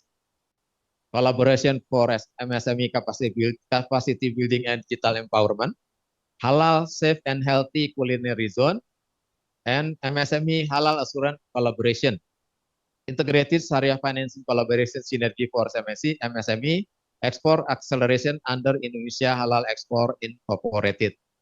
That a partnership that we have built in the 3 years. Next, this is just an example of the partnership. We have about 38 zona kuliner halal aman sehat in 38 points and 21 provinces. That's for increasing the halal awareness for the society near the site. 7 menit. Okay. Don't worry, we have only 3 slides. Next, pillar 3, please. Integrated Islamic incubation.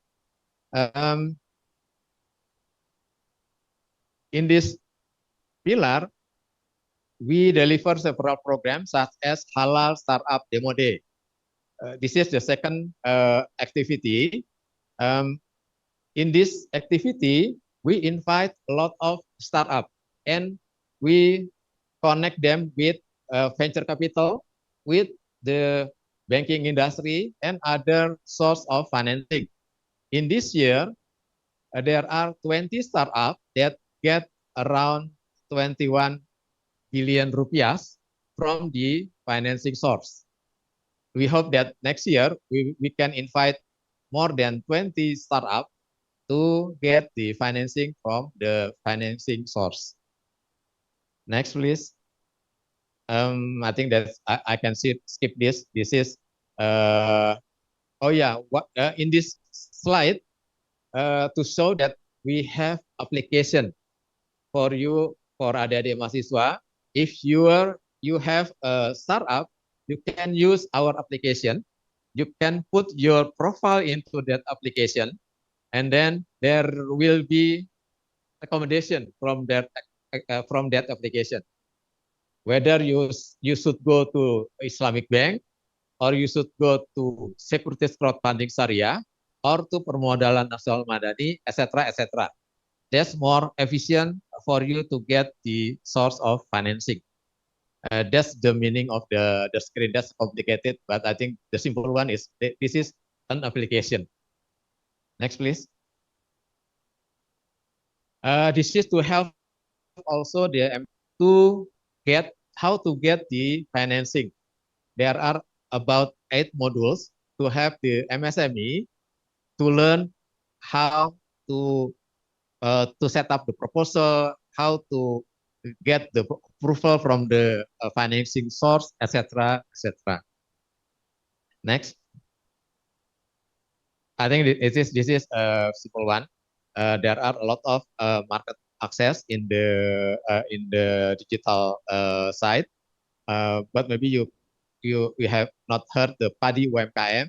Padi UMKM is application that you can follow and you can propose your product to all the state-owned company. There are also the Lelang and other is Bela program. Next, please. I think that's the same. That's the export side. We also help exporter from Indonesia to access other market other than America, China, and that's just the traditional country for export our halal product. But we have research that there are a lot of alternative countries that need our halal product. The potential is very significant there. Next, the last one is I think that's digital empowerment. These are a lot of digital fintech and other technology partnership that can be that can help MSME in Indonesia. I think that's all. Thank you very much, and sorry for a lot of slides and a lot of data, but we believe that this is important for this for the student. Thank you. Wassalamualaikum warahmatullahi wabarakatuh. Waalaikumsalam warahmatullahi wabarakatuh. Thank you, Pak Putu, for sharing with us regarding the Islamic economics and finance industry and its development and its performance. Okay, so now let's proceed to the next presenter, which is Prof. Raditya Sukmana from Airlangga University. I think, Prof, it would be better if you could deliver the presentation by standing, because it will be easier for you to look at the presentation slide. Yeah. Okay, please, the committee. Bismillahirrahmanirrahim. Assalamualaikum warahmatullahi wabarakatuh. Alhamdulillahirabbil alamin.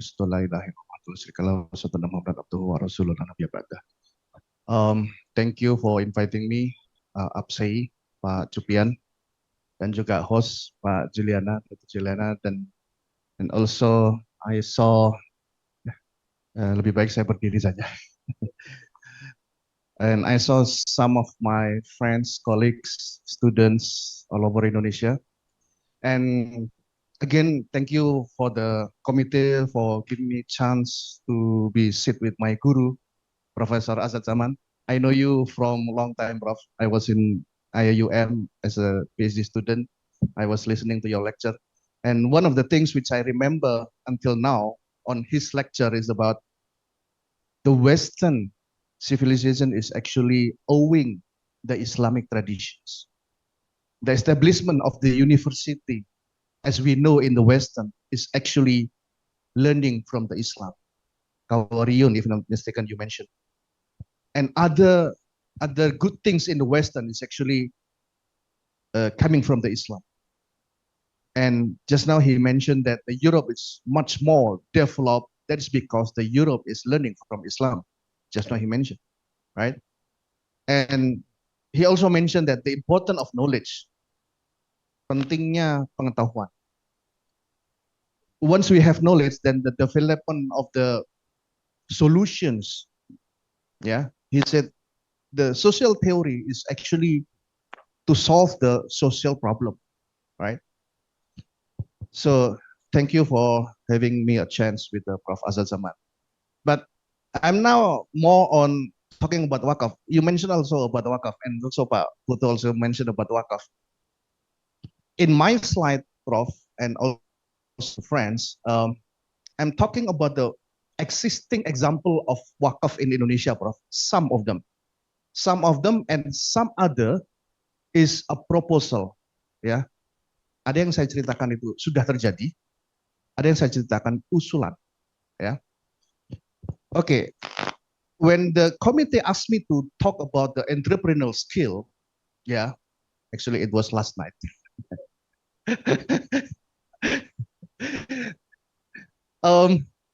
I don't have the idea actually because my background is WAKF, yeah. But the committee asked me to talk about entrepreneurial skills, whereby it's not actually my competence. But I try when I study WAKF, and now we have a lot of Islamic blended finance with WAKF. Then in that point, I know that a person who developed the Islamic blended finance with the finance must be a very creative. Seseorang yang kemudian menciptakan Islamic blended finance dengan wakaf adalah seseorang yang sangat kreatif, sangat inovatif. That's why I say yes last night. And then suddenly I just here and there my slide, and then this morning I sent to committee and here my slide. So the skill is, this is actually due to limited time, I just get this with the AI. The entrepreneurial skill, the definition is like this, yeah. Personal, technical, managerial abilities that enable a individual to identify, create, develop profitable business opportunity. When I say profitable business opportunity, this should have in the Muslim mind, but once they got the profit, then they can distribute for social purposes, right? So business orientations should be there, but the problem is that if we talk about, correct me if I'm wrong, Prof. Asad Zaman, the problem in the capitalism is that the business, once they have the profit, they go for the shareholders for their own purposes. But for the Islamic, we should have the business mind, but when we got the profit, we should distribute the profit for the social purposes, right? So this skill include creativity. If we do not have, yeah, the creativity in developing the wakaf land, the wakaf asset, then our understanding of the wakaf will be as it was before. Makam, cemetery, mosque, and madrasah. Hanya itu saja. Kalau kita nggak bisa berpikir kreatif tentang wakaf development, it will only be 3 hal. Sampai sekarang akan hanya makam, madrasah, dan kemudian mosque atau musola. Ya, we should think creatively, innovatively, so that we can develop our wakaf, innovate with other Islamic financial instrument. We have now wakaf with the insurance, wakaf takaful. We have now wakaf with Islamic bank. We have now wakaf with the suku. Suku wakaf, wakaf suku is 2 different things. Tidak sama, wakaf suku dan suku wakaf. That's a 2 different things. Share wakaf, wakaf saham, wakaf shares. It happens in Malaysia. It also happens in in Larkin terminal. Yeah. And then cash wakaf link suku. Cash wakaf link suku, which has been awarded ISDB, will not be available if the person who designed that is not creative. It will be impossible. CWLS itu kalau nggak orangnya sangat kreatif dan inovatif, nggak mungkin ada. Ya. Okay, next. Some important things, the things which within the entrepreneurial skill is the creativity, risk management, and strategic planning. I will give you example. Next. I saw this in the internet, and if you see this, you will admire how important is wakf. Yeah. During the Ottoman Empire, if a person born, a baby born, not a person, a baby born, a baby born into wakaf house, dia akan lahir di rumah wakaf. Slept in the wakaf bed, tidur di kasur berbasis wakaf.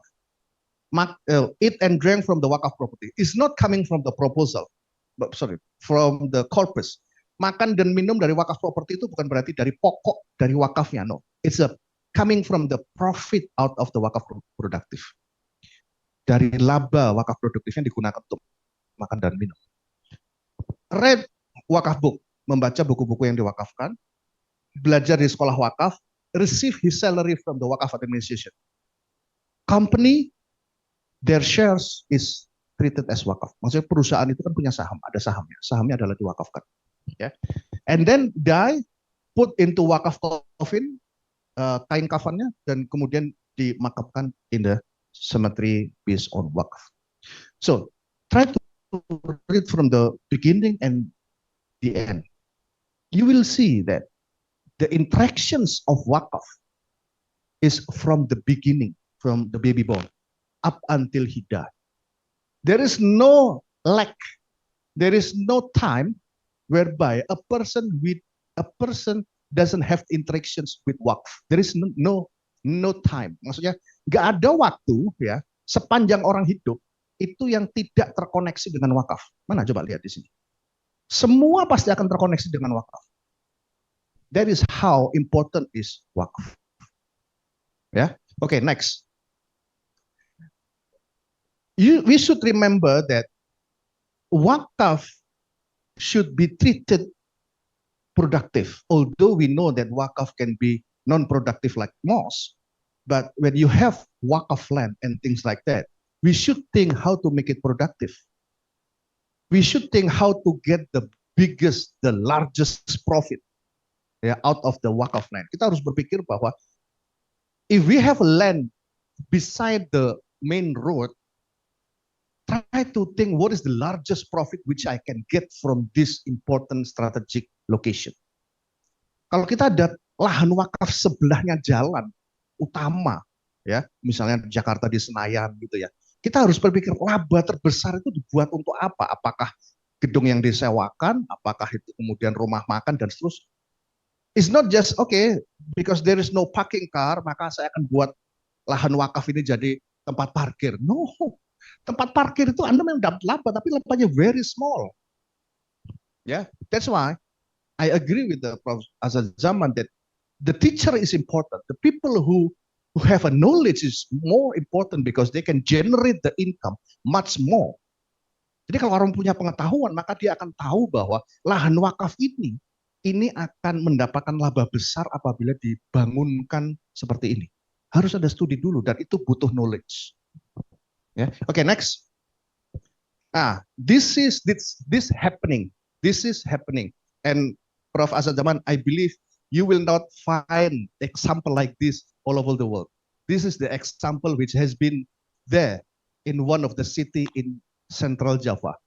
Wakaf gas stations. Tazaka is the name of the Islamic boarding schools in Central Java. So it is owned by Pak Kiai Anang, my close friend. Tazaka is the Islamic boarding school. The owner, Pak Kiai Anang Riza, is very creative on how to cover the expenses of the Islamic boarding school. This Kiai, this ulama, he has so many philanthropists, Prof. So many philanthropists. Philanthropists ini orang kaya yang dermawan. Ya, philanthropists. And one of the philanthropists, he owns the gas stations. But when this philanthropist wants to develop, wants to help the Islamic boarding schools, his gas stations is not wakaf, but he treat the one RON 90, just one pipe, as a wakaf, day 1 until day 15 each month. Let me repeat, bro. There is a philanthropist. This philanthropist is a close friends by one of the ulama who owns the Islamic boarding school. Pak Yai Anang itu pemilik dari Tazaka. Dia punya kawan Islamic philanthropist. The Islamic philanthropist, maksudnya orang kaya dermawan ini, he wants to help the Islamic boarding school by putting one pipe of the Pertalite. Pertalite is one of the gasoline RON 90, Prof. We have non-RON 90, we have RON 92, but the Islamic philanthropists only treated 90 RON as a wakaf, but with a period. Each month, day 1 until day 50. It means that if there is a car, the car wants to fill out their gasoline at the day of 5, in the 5th day in a month, the profit goes to these Islamic boarding schools. But if the car wants to be filled out the gas in day 20, then the profit goes to the owner. Saya akan coba jelaskan bahasa Indonesia ya. Jadi filantropis ini orang kaya dermawan. Dia mau mewakafkan tidak satu pom bensinnya, tetapi selang pertalite-nya saja tanggal 1 sampai tanggal 15 setiap bulan. Jadi kalau ada mobil mau diisi pertalite tanggal 10 berarti masuk dalam range-nya, maka labanya akan digunakan untuk zakat. Langsung bisa dihabiskan. Karena yang wakaf adalah selang pertalite. Tapi kalau ada mobil datang tanggal 20, maka keuntungannya masuk pada owner. This is one of the creative way in treating a new type of wakaf. The owner, the founder of the Islamic philanthropist doesn't have to treat all the gas stations into wakaf. Tidak harus satu pom bensin itu diwakafkan. It doesn't have to be one gas station all treated as wakaf. No, he can choose whether around 90 pertalite, whether non 92. Ya, oke, next. Creativity. Oke, next, sama aja. Oke, now ini usulan, ya. Ini if you see my YouTube, then I already explained this one. We have now Prof. Azad Zaman. One of the problem in us is food security. Yeah, let me tell you the reason, the story behind I write this newspaper, Wakaf for Pesantren the Islamic boarding school, Prof. When I walk down in one of the pesantren in East Java, yeah, I see many students within the Islamic boarding school, Prof. And when I walk in, it was during close to duhur time, close to lunch time. So I saw what did the student eat at that time. And I saw a big rice, a lot of rice, and also with the soya, tempe, and I couldn't see the meat. I couldn't see the meat. Saya nggak ngelihat dagingnya. Saya ngelihat nasinya aja yang banyak. And then when I came home, I was thinking, this is a student whereby within the Islamic boarding schools, later on when they graduate, they become ulama, right? The ulama needs thinking, a lot of thinking, and that thinking can be provided by the protein. But I couldn't see protein there when I saw it. Saya nggak bisa ngelihat protein yang dimakan oleh santri. Padahal santri itu nanti kalau jadi ulama yang dipentingkan adalah mikir itu dari protein. I know the reason why this student could not buy the meat protein, because it's expensive, bro. Yeah. And then when I came home, how to make the meat very. Then I found out that this is my model.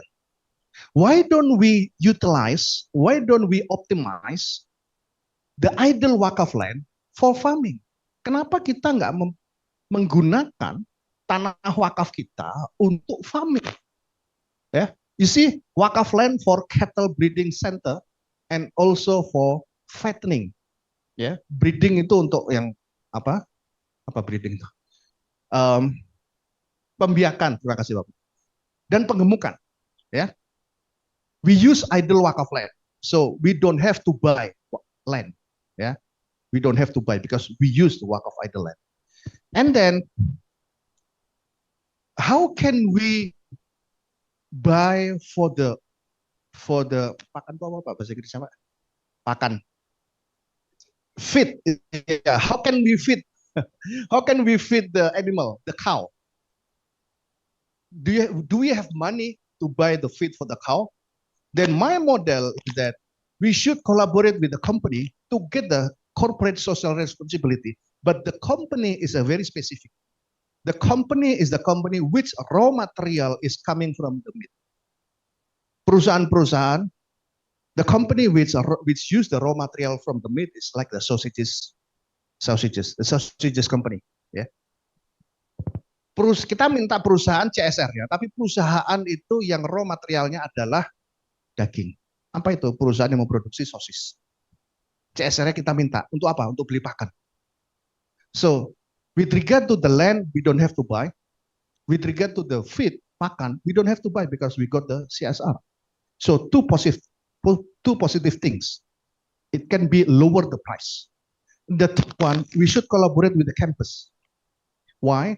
Because the campus has the expert, the lecturers who are expert in the farming. Yeah, who are expert in the farming, they can use this project as a laboratorium. Yeah, they have students. The students who study livestock farming, they need laboratorium. They can. This is to ensure the health of the cow, because the university know how to maintain the health of the cow, right? So these things we have very advantage. First, we don't have to buy the land. Second, we don't have to buy the feed. Third, we can ensure the health of the cow. Yeah, if we can design this one in each province in Indonesia, kalau kita bisa mendesain ini setiap province, we have more than 30 province, Prof. Azad, in Indonesia. If we have like this, we have huge wakaf land, Prof. But this is scattered all over Indonesia. If we can utilize with the campus, with the company, we don't have currently, Prof. We should export province by province for the meat from this area and then transport it with the ship to other province. It's very expensive. Kenapa nggak kita pakai ini? Yeah. So this is my proposal. Next, panitia. Oh, this is also my proposal. Yeah. When we develop wakf, it does not mean that all should be wakaf. No. Kalau kita ingin mengembangkan wakaf, itu tidak harus bahwa semuanya berbasis wakaf. No. When we develop wakaf, we can develop and combine with the commercial instrument. When we know Zamzam Tower, the Zamzam Tower, the things which is wakaf is only the land. The building on top of the wakaf land just next to Masjidil Haram is utilized the Suku Al-Intifa, the Islamic capital market instrument. So the tall building which has a watch on top of the building is not by cash wakaf. It's not by the wakaf, but it is by suku. So we don't have to, when we have a project on wakaf, we don't have to take all the wakaf in that project. No, we can combine.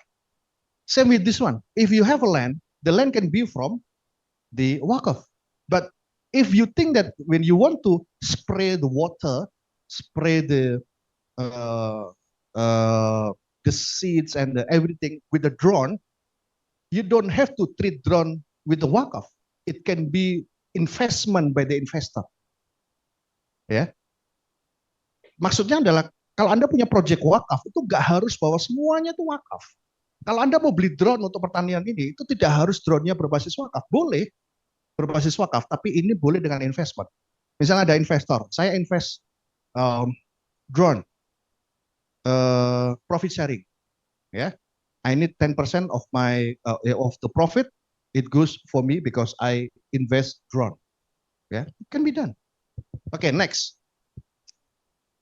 I think this is my last proposal. This is also my proposal. Yeah, we need to think creatively. Yeah, again, this is about the food security in Indonesia. Yeah, we know cash wakaf link suku. we know the suku retail. In Indonesia, we have a suku retail, Prof. Asad Zaman. Suku retail. The suku is sovereign suku issued by government, but each of us individually can buy the suku. That's why it is called sovereign suku retail. Individual can buy. The minimum is just a 5 million. 5 million itu roughly berapa dolar, Pak ya? 500 US dollar. We can buy individually the suku by government because it's a suku retail. Yeah. So if you look at this, this is ini juga ada untuk halal industry. When we develop halal industry, how to minimize the risk of the halal industry? Yeah. First, when we talk about the land, we know that in Indonesia, the wakaf land is spread all over Indonesia. Why don't we make it istibdal? Istibdal into one huge land just next to the beach. The reason is that we want to establish the seaport. Yeah. First, we need to do istibdal. Few of the wakaf land spread all over Indonesia combined into one in the locations next to the beach. Jadi satu akan gede banget ya, sebelahnya pantai. Tujuannya adalah karena mau dibangun pelabuhan di sini. Yeah. So this one, what is the use of the huge land? Is for farming. Yeah. And then farming, and then we have a slaughterhouse, and we have a factory to put the meat into can. Yeah. And then we distribute with the seaport, with the trucks, with the airplane, and things like that. Yeah. And then how to save, how to mitigate the risk? Who will finance? Because this is halal industry and the government is much more affirmative towards halal industry, why don't the government issue suku to establish the building, the constructions building, the factory on top of the wakaf land? The government issues suku. Makasih, Mbak. The government issues suku. If the government issues suku and the proceed is used for this project, it will be a very confidence type of investment. I mean, this is a very good investment because the one who issues suku is the government. Yeah, there is no risk by the investor side if the suku is issued by the government, right? When the government issues suku for this project, then we can buy the suku because the government will be backed up with the national budget. Yeah. And who can buy? We can buy. We can buy, and we are certainly sure that the product of this one is very much needed, ya, by everybody. Kita membutuhkan daging halal itu sangat banyak dan murah. I'm not talking about the 5 cow like that. I'm talking about 5,000, 5 millions, yeah, on top of the wakaf, idle wakaf land. And then we have slaughterhouse there. And we have the factory to change the meat into the can. And we distribute seaport, export it overseas. We distribute with the trucks for the local domestic demand and things like that. So it is expected. When we design like this, of course, it should be with the creativity and the innovative. It should be combined with the other Islamic financial instrument like suku. Yeah. Why suku is important? Because the investor who wants to buy, who wants to collaborate for that investment, the investor needs confidence. How to create confidence for the investor? One of the confidence that we can create for the investor side is that the suku should be issued by the government. Because if the government issues suku, then very unlikely that the government will be defaulted. Ya. Kalau perusahaan ngeluarin suku itu bisa nanti gak mampu bayar. Ada punya perasaan gitu wajar. Tapi kalau pemerintah yang mengeluarkan suku aman insya Allah. Susah sekali pemerintah itu, mohon maaf saya nggak bisa bayar kupon suku. Itu hampir tidak mungkin. Ya. Sehingga kalau kita, if you want to talk about the affirmative actions about the halal industry, then government has to be in the forefront, yeah, on developing the halal industry. Yeah, next. Oke, oh masih ada slide lagi. Next, ayo, panitia. Oke. Ya, 2 weeks back, Prof. Azad Zaman, 2 or 3 weeks back, I was involved in the revisions of the Wakaf Act in Indonesia, and they asked me to innovate the newly type of Wakaf asset, because what we know about the Wakaf asset is just money, is just building and things like that. So I propose newly, of course, we need to do more in terms of whether this is approved by the Dewan Syariah or not. Yeah.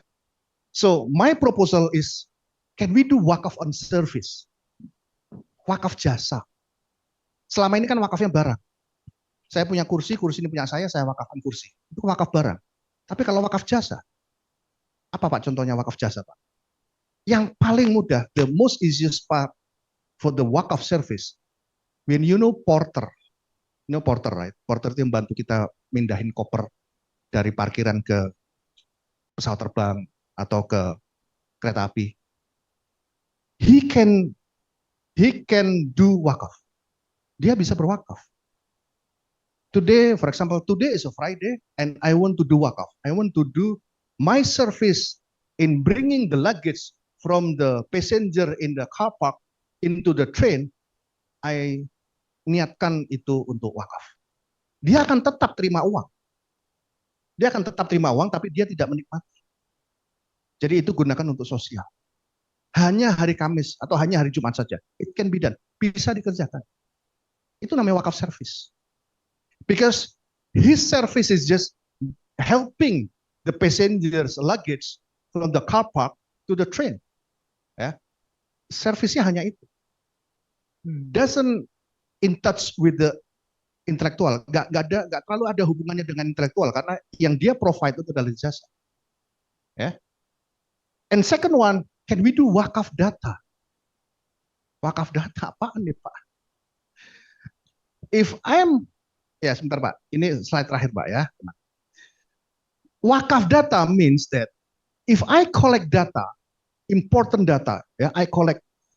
Oke, ini UPI ini ya, graduate UPI ini saya punya datanya. Oh, mahasiswa ini graduate ini sangat pandai dengan ini.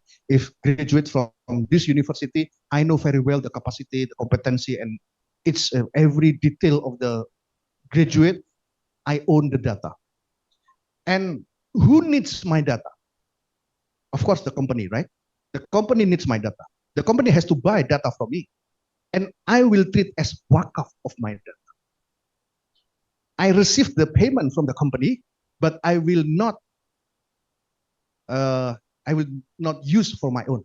I use for social purposes. Bisa nggak kita mewakafkan data? Bisa. Tapi kita harus nanya Dewan Syariah dulu, di approve apa enggak ini? Wakaf data. Ya. Wakaf frequency and bandwidth. Ini I discuss with my nephew whether it is possible. For the radio, they buy frequency and bandwidth from the Ministry of Telecommunications. And they create a program, profited as a wakaf. When the program is successful, they get a lot of money. The money goes for the social purposes. Yeah. And then intellectual knowledge, a person, intellectual misalnya seorang dokter, ya, a medical doctor, he can do wakaf because of the intellectual. Yeah. So this is where I'm a medical doctor, and this is a Friday, and I do the general practitioners, saya praktek ya, and the patients will pay.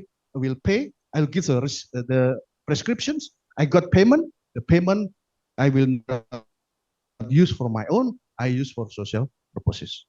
Because the prescriptions which I give, I use my intellectual. Resep ini obat jenis tertentu itu karena saya punya intelektual. Makanya saya wakafkan intelektual saya. Ya. Okay, next. So, the question back to the first slide. Does wakaf development needs entrepreneurial skills? Yes, it is a very much needed. Next. Next. This is most important slide. Please follow and subscribe. Assalamualaikum warahmatullahi wabarakatuh. Waalaikumsalam warahmatullahi wabarakatuh. Thank you so much, Prof. Radit, for the insightful presentation, sharing with us about the management of backup, and we need entrepreneurial, skills for managing the backup properly. All right. So last but not least, we'll have a last speaker from Al Faisal University. Prof. Nejati Aiden will deliver the presentation online via Zoom. So please help the committee.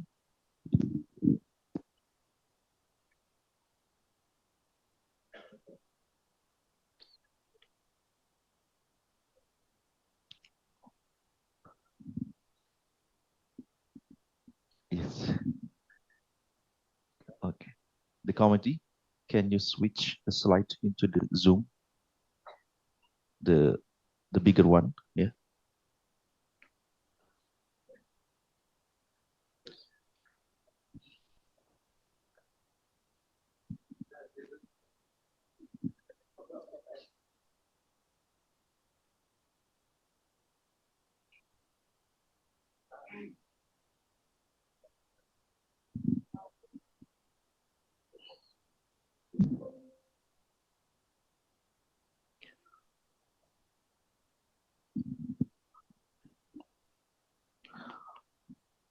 Professor Najati Aiden is waiting in a Zoom. Please accept. Okay. To join the Zoom.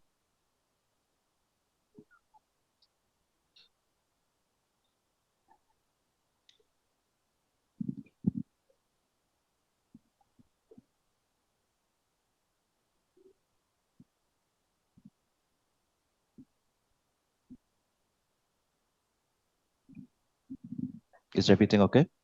The committee?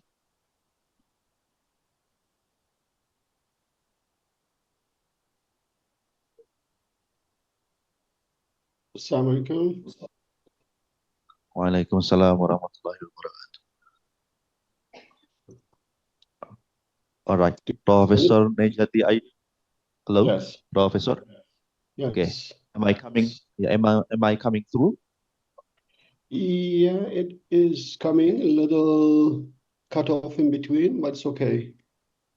Okay, all right. Okay, Prof, it's yours. You have 30 minutes to deliver your presentation. Okay, the screen is yours.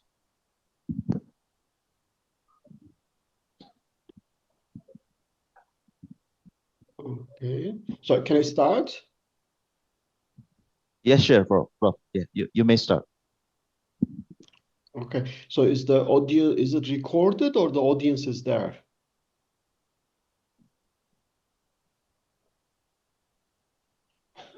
Yes, Prof. The audience is here. Okay. Your network may be something bad.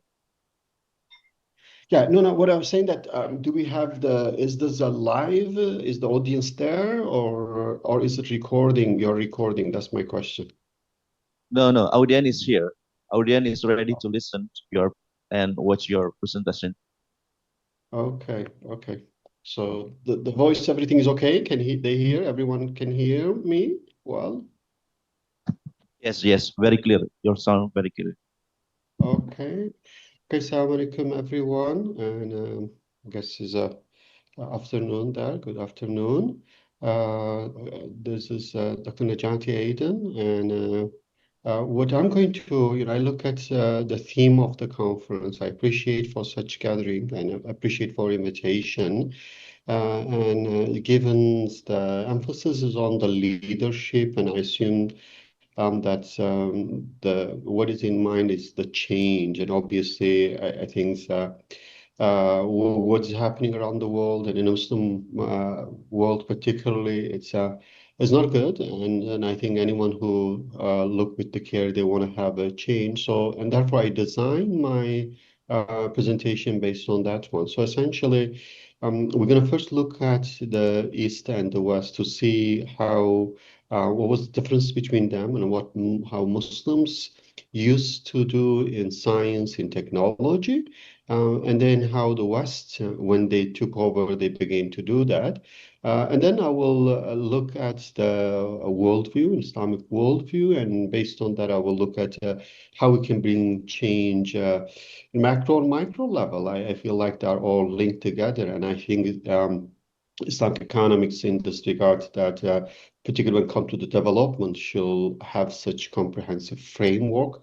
And then obviously we need to have visionary leader that who understand how the change happen and how to bring the positive change to the society. So first, I'm going to start with overview of the, what happened during the golden age of Islam, and then how the West took over and what is the outcome. Next, please. Okay, so what we basically know, Islam came as a religion, but then it didn't take long time for Muslims to establish a civilization, to develop science, and lead the world in every sense. And there was, we call it from 8th to 11th century, we call the Golden Age of Islam. I call this Golden Age of Islam 1.0 because, and what I will define that our dream is to have Golden Age of Islam 2.0, inshallah. So when we look at it, it was not accidental. Muslims were really putting a lot of money and resources into knowledge, into education. We know during the Abbasi era alone, there was whole translation movement. They tried to translate, those Greek books into Arabic. They try to get whatever hikmah they will find in any places, whether it's China, whether it is in Greek, it didn't really matter. And then we saw as a result of such explorations, seeking of wisdom, then Muslims indeed flourished, and we get those Muslim scientists like Ibn Khaytham and Al-Biruni, Al-Khwarizmi, then Ibn Sina. So they were indeed came up with some things that was the best of that time, to the level Ibn Sina's books was used in the West for 400 years as a textbook. And so at that time, when the West was in the Dark Ages, the Muslim was in the Golden Age. And anyone who wants to study science, they had to go and learn Arabic because the Arabic was the language of science. Next, please. So again, that Muslims put a lot of emphasis on the books, on the library. That was the way of really, and at that time particularly, to disseminate knowledge. And they established a center or library called Darul Hikmah, Baitul Hikmah. They established schools called, like in Selçuk, the Turkish Selçuks, they had it, the Nizamiya Madrasa, and they took it this wherever they went. So like when they established this Islamic Spain, called Al-Andalus, so they took it, all those books and knowledge with them. And to the level, the number of books in a library in Cordoba alone was more than the books in the entire Western world. So that was very clear that how much importance that Muslims were giving to the knowledge, to the books particularly. Next, please. There are some books very good. Right now, they actually recognize this, and a documentary on that once. And Jim Khalili is non-Muslim scientist living in UK, and I think he did a fair job to recognize the Muslim contribution to science and technology, particularly in the golden age of Islam. So you can watch or you can read if you like. Next, please. But something happened, obviously, and when the West was Dark Age, Muslim was in the Golden Age, I mentioned, but then Muslim began to move toward its own Dark Ages, and the West began to have its enlightenment, and in a way that the sun set in the East and actually rose from the West. And we know there's a famous hadith on that, but I think one meaning of this hadith, it could have many meaning. And one meaning could be that the West will start to take over and become, in a way, the direction for the human being when it comes to science and technology. Next, please. So we're going to look at this briefly, the why, during how this West took that one. So essentially, if I remember when my first visits to Oxford and Cambridge, I look at the architecture, and it was like a copy of what we had it in Muslim world and the old madrasa, the school system. So essentially, they literally copy that. and they established their own university based on what they learned from the Muslims, particularly with their encounter through the Muslim Spain or Andalus. These are, I think, is animated. We can click on it to get the content, please. The slide, I think it was animated. Yeah. Okay. So again, that's basically how the West, in a way, gets the knowledge, even the very Greek resources they rediscovered through the Muslims, and that's, I think, it's now fairly accepted fact that Muslims did contribute to the modern Western civilization by providing, again, some things new from their own, and also even helping them to discover, the Greek resources as well. Next, please. So what I call it essentially, in a way, enlightenment. I define one unique things with that. They essentially recognize the mind is the most important. And obviously, they completely ignore the heart and ignore the soul.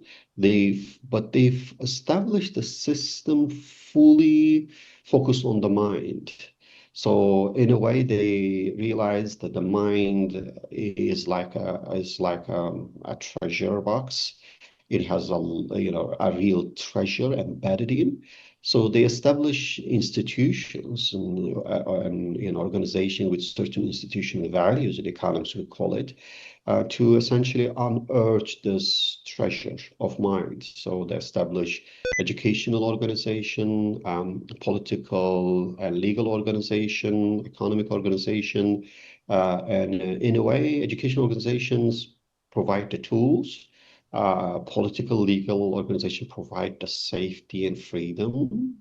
An economic organization provide the reward system that they can go and dig and unearth those treasure, and that's what we enjoy in modern time in form of technologies, cars, and a computer, and an airplane that are all actually hidden in the mind in human potential, but were not really utilized or unleashed. And what the Western Enlightenment did, indeed, they did. Spent a lot of, let's say, efforts and investment to unearth the treasure of mind. Next, please. What basically I observe personally, I was born in Eastern Turkey, and what I observed in 40 years of my life journey, it took humanity, 4,000 years, 5,000 years to really go through these changes. Because for thousands of years, that the humanity were actually living in a agriculture society, so agriculture age. And I was born in such society, and the dynamic of society is quite different. Essentially, that the life, is the power source is muscle power, is not brain power. And boys more valuable because they have a strong muscle, and there's no laws or our government. It's really tribal, in this case, ruling to a certain extent. Then I move in high school, I moved to the Western Turkey, and I start to see the factory and see the industrial society. And as I observe that, and I recognize the industrial society has different dynamic. Now the power shift from the muscle to machine, and now we have mass production, mass consumption, and even public education is a mass education is actually some things that is the product of industrial society. It's not necessarily an agricultural society. Like in our village, I was the very first one essentially going to college because there was no need for that, and it wasn't really in a way necessary, or at least they did not recognize the potential with education. And then when I went for PhD, moved to US, I called this information society, in which I basically, at that time, the internet was just starting, And I think that, when I look at the dynamic of the society was quite different now. You have the brain replacing the machines, the knowledge become more important. The factory is outsourced to the third world, and they are largely focusing on this high value added knowledge based products. And production is moving toward more customizations, and the economy focused more at the global level. So the dynamic was quite different. There's, I think, one more for this. One more click, please. And then what I call it now, I believe we are moving, or if not already in that, we are moving toward the AI society, in which that the AI is going to be the game changer. And I think the whole production systems and education system, I believe, is going to be restructured. So now the power shift from knowledge to the algorithms largely. And then we were going to see more automations, and we see the AI is either collaboration or replacement. We're going to see a lot of robots taking over with AI. So I think that is some things that is already happening, but it's going to happen very fast and very, let's say, revolutionary in a way. They're changing the dynamic of the games in this regard. Next, please. So when we look at it, I remember when I was reflecting on this change, obviously before the AI, when I was doing my PhD, and the books that you on the screen, it was quite popular at that time, and the whole discussion was the Western liberal democracy with free market capitalism perhaps is the end of history.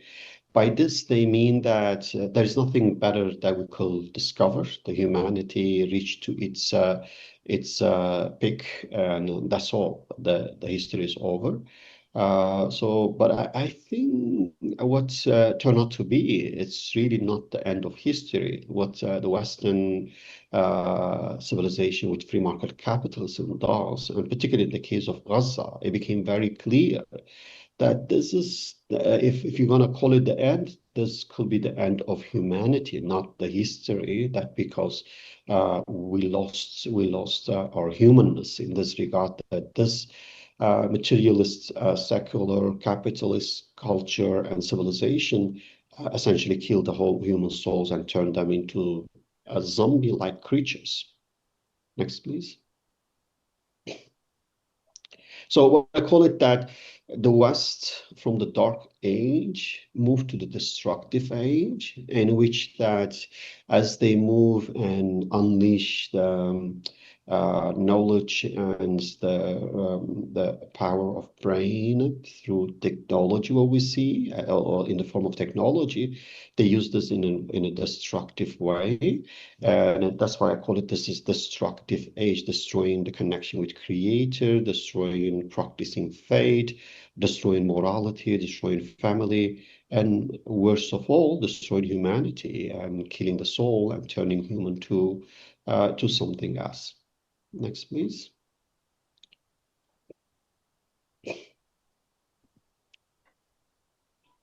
Yeah, this is one very, very recent data. So you can see that we were in 21st century. We're proud of our human progress, but look at what we're doing with all this money that we're making.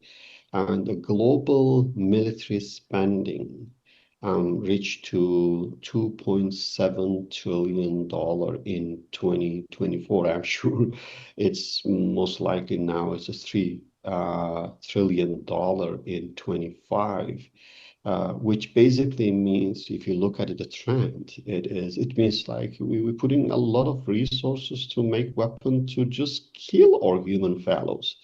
And I don't know how would you call this as a development. And I think it's very clear that this is a very destructive civilization. That if we look around, if you chase, let's say, if you follow the news, and ultimately you'll see how there's no respect for human life, and how they essentially use the war to make money. And almost every war that you're going to trace. And I think maybe with the exception of what happened in Gaza, that largely driven by money. That's essentially, that's they try to just, ignite or start the war to sell weapons to make more money. Next, please. So what I call this is a really nice movie. If you haven't watched, you might watch. And it is a story of how a virus can turn to a human being into a wolf.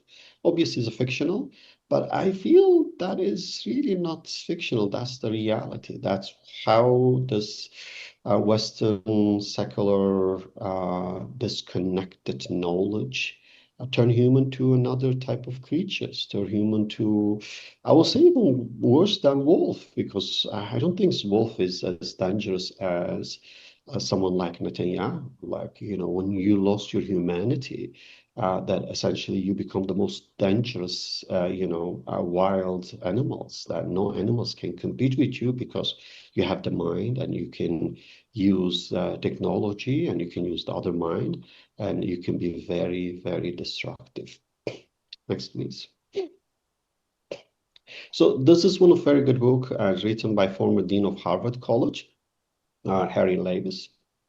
I think he put it in a very, very good way. He says that the Western civilization and educational system produce excellence without a soul. And he was the dean for 30 years at one of the top universities in the West and perhaps in the world. So, and this is his observation. He argues that we graduate, a great engineer, great physician, but they don't have any soul. So it's like, in a way, it's saying we accept your kids to Harvard and we can even get them to get the doctoral degree. But by the time they finish, they're not human. They will turn to dog. So you will have your, let's say, children to become a dog with a doctoral degree. Is that a progress? And I think that is, in a way, what what we call how we can characterize that what happened with the secular education and Western civilization. Next, please. This is an economist. He got Nobel Prize a long time ago, and he did good job to really reveal the destructive side of this Western civilization and capitalism, and basically showing that there are millions of people. They essentially are desperate. They eventually ended their life, whether through suicide or using drugs, and that's why you call it the death of despair. Next, please. This is the data he has. So essentially, he shows, like you can see, from 2000s onwards, we see a very big jump in the number of individuals who die because of drug overdose, or die because of suicide, or die because of alcohol-related death. Next, please. So then the question here, again, we mentioned that Muslims, when they were excellent in science, they had the golden age of Islam, and it was not destructive, it was very humane and constructive. But we lost that. The West took it, and they focus on the mind, completely ignore or destroy the heart and the soul. And now, how can we go back and have golden age of Islam in which that we can feed both the mind and the heart and have development both in science, technology, and in feeding the soul and spirituality. So that's what we're going to call this golden age of Islam 2.0. Next, please. So to understand that, I think the essential part, we need to really see the difference between the Islamic worldview and the Western worldview. That in the Western worldview, that the result in this such destructive civilization is based on secular worldview. The Western civilization is based on secular worldview, and an Islamic civilization was based on the Tawhidi worldview. So it's really essential to know the difference between them. So I will quickly compare them. Next, please. Next, please.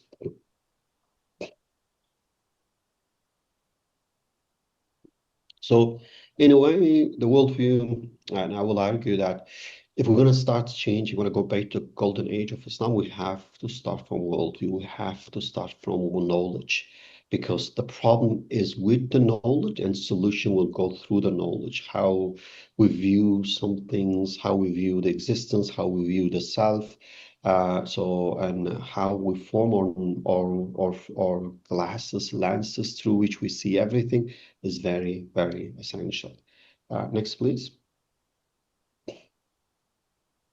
So the secular worldview on which the Western civilization essentially established is I call it 4D, as a four-dimensional, it's three-dimensional space, one dimension of time, which means it's materialistic, and it does not believe in anything beyond the matter, beyond this world. And therefore it explains everything within that. This is in a way that like someone is looking at the canvas and a nice painting, and believes there is no artist and everything is just this canvas, and paint, all the result of that. So that is what I call it this. So that's what I call the 4D in this regard. Okay, can we go fast? And I think I have a short last time. Okay, next, please. So the secular worldview has its own dimension. You can see here in terms of how you view the self. Please play all. This is animated. Since we have less time, we can be a little faster.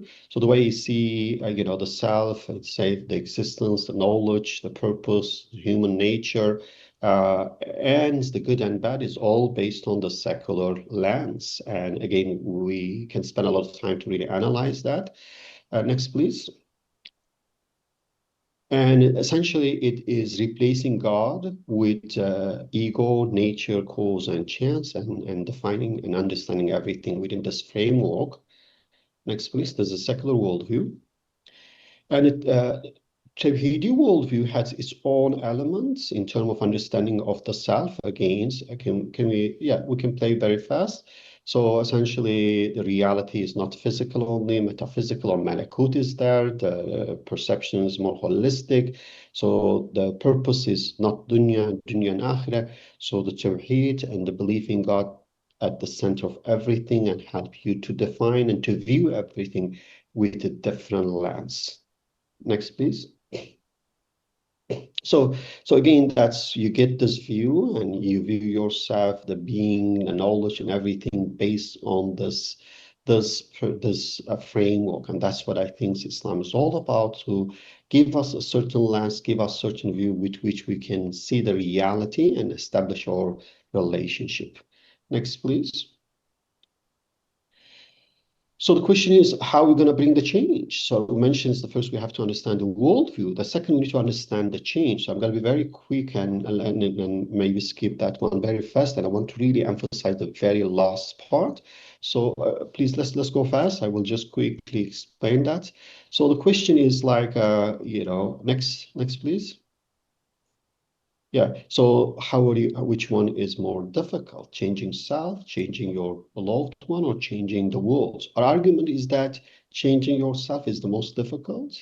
Changing the others is impossible, because change is a matter of choice, which means that if you want to change the other or the world, we actually have to set example for them.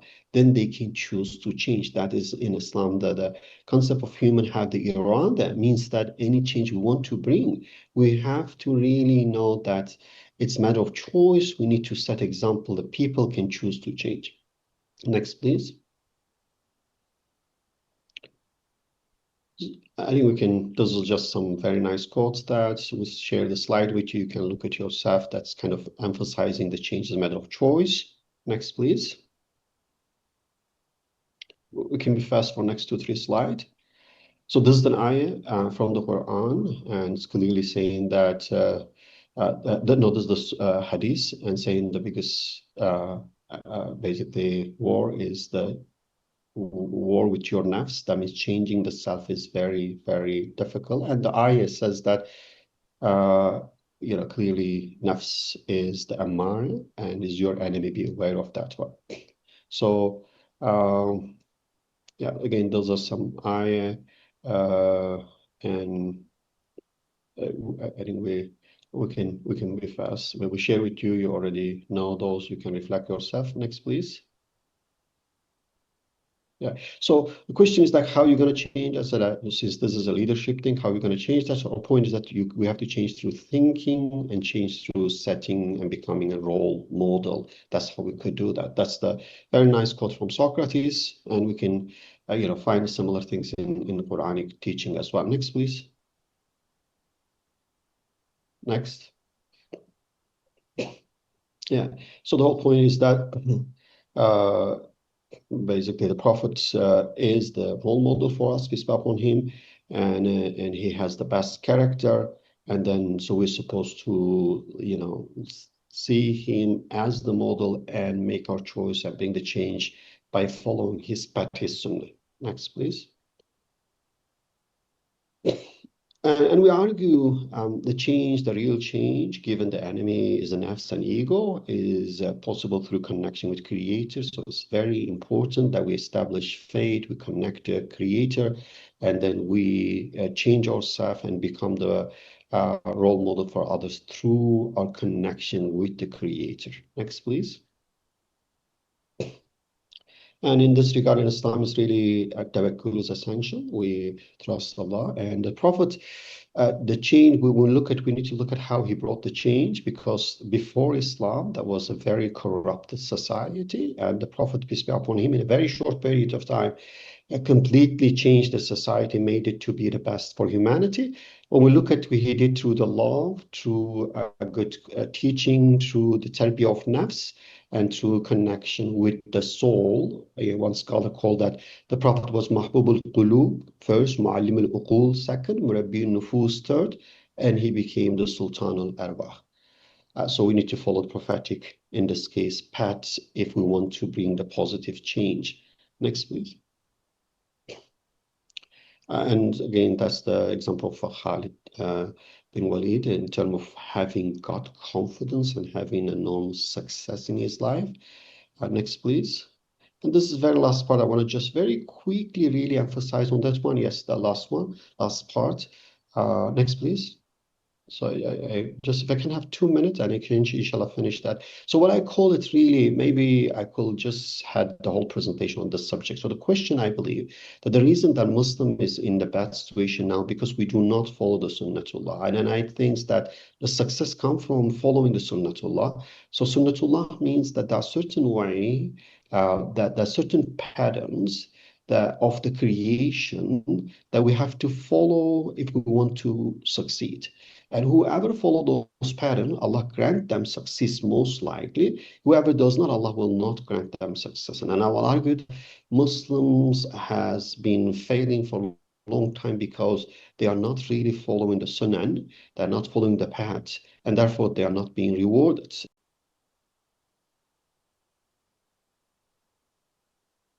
Sunnatullah. So in a way that you understand the importance of Sunnatullah, and you make your strategy based on that, then Allah will grant you success. Next, please.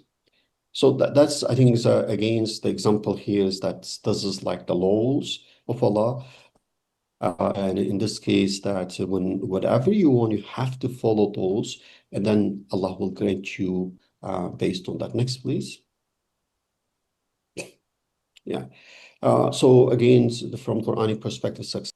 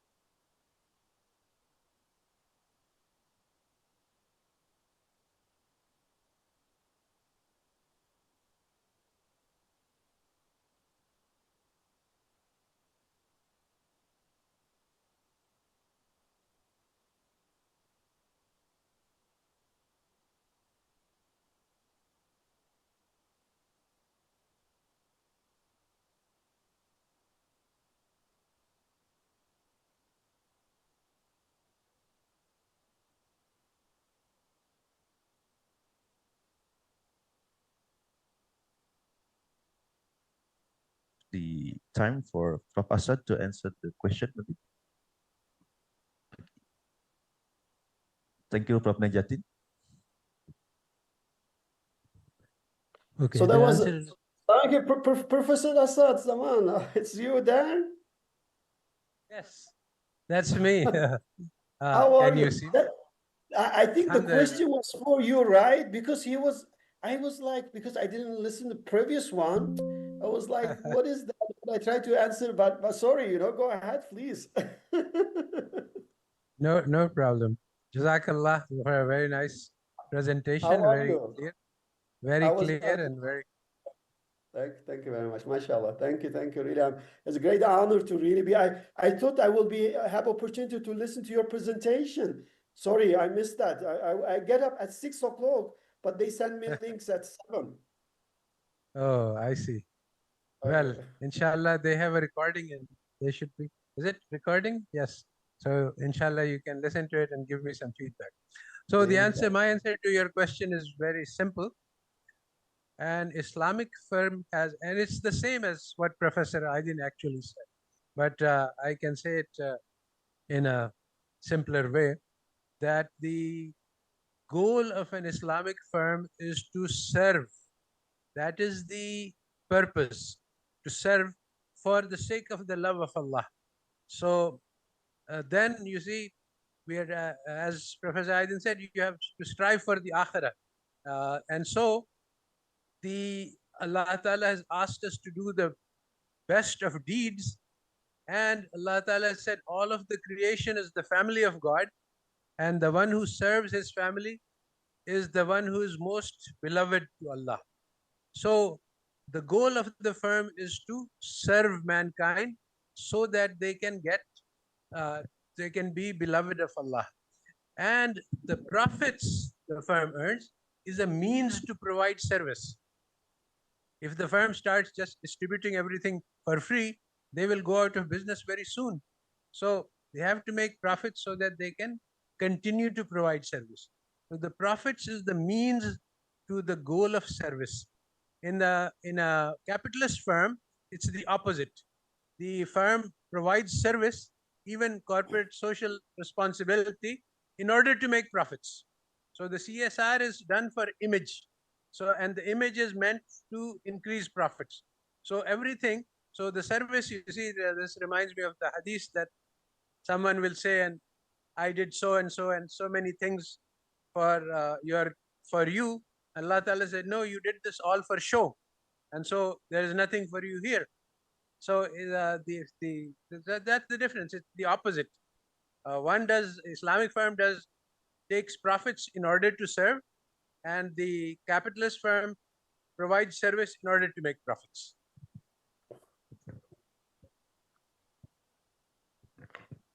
Okay, thank you so much for the satisfying answer. Maybe Prof. Raditya, you may add something. All right. So next question coming from this side. Okay, please, the committee, have the microphone. Bismillahirrahmanirrahim. Honorable speakers, guests, lecturers, and all of the participants. I am Maria Zakia Salwawidedi, student of Islamic Economic and Finance, class of 2025 from Universitas Pendidikan Indonesia. So first of all, I would like to say thank you so much for our amazing speakers. I was particularly interested in the topic of the global halal market that delivered by Mr. Futu. And the fact that Indonesia is now recognized as one of the world's leading halal hub, especially since in some sectors like modest fashion that reached the #1 of the global rank. But however, countries like Malaysia, Saudi Arabia, and other countries are also competing to become global halal and to lead the global halal industry. So my question is, what unique differentiator can Indonesia offer, whether in terms of quality, branding, or innovation, to truly stand out and lead the global health industry for the next few years? Thank you so much. Okay, the question is addressed to Pak Putu. Maybe Pak Putu, you can answer the question.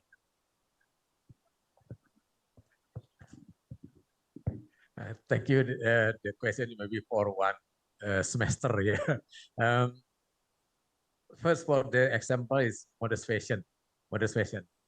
You see that we have a lot of type of kain, jenis kain, cloth.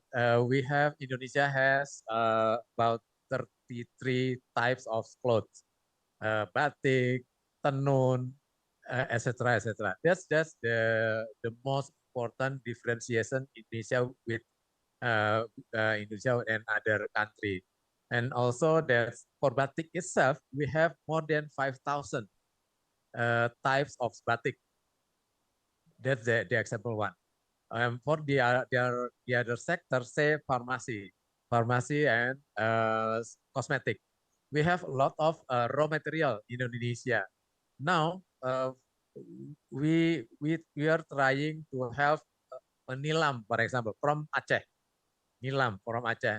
That's one of the raw material used by other country from France for the cosmetic and for the other purposes. That's we believe that Indonesia a lot of differentiation for having this business in global market. Yeah. As if you read the news from this for this type of cosmetics, Indonesia also known as the biggest country that has maklon services. You know, maklon is some kind of manufacturer that produce product from other country.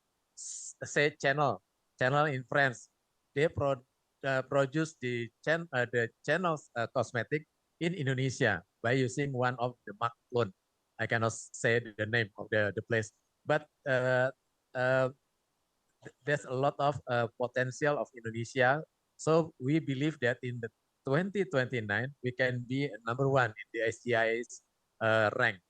For example, now for Indonesia and Saudi, the gap is only one score. Yeah, only one score. We are Indonesia is 99.9. Saudi Arabia is 100.9. Only one score. We believe that inshallah this year we can move into the second rank in the SDIS. Uh, that's why I said that we have one semester to answer that because we have a lot of differentiation. The problem is how we work together to collaborate between among all stakeholders in Indonesia to increase the advantage of Indonesia. I think that's the answer. Thank you.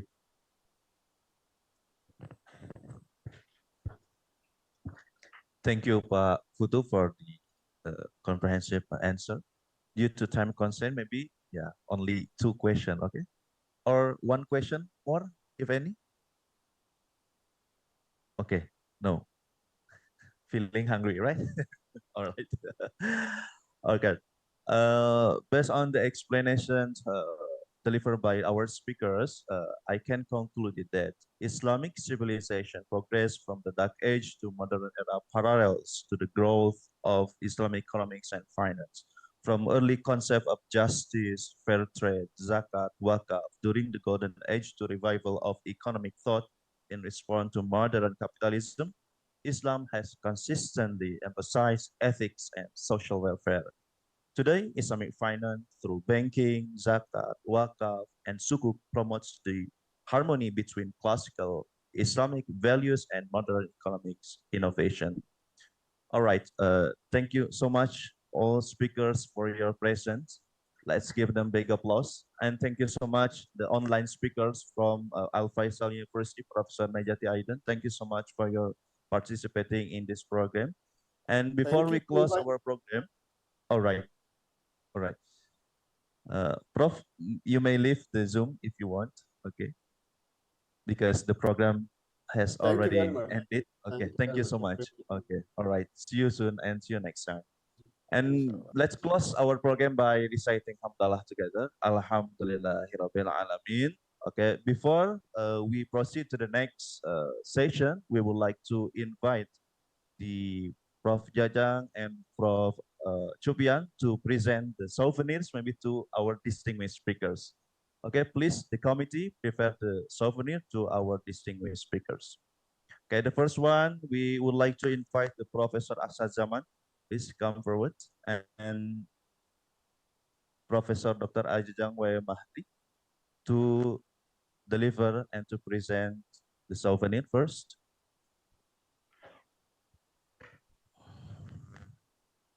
Okay, Prof. Okay, satu-satu.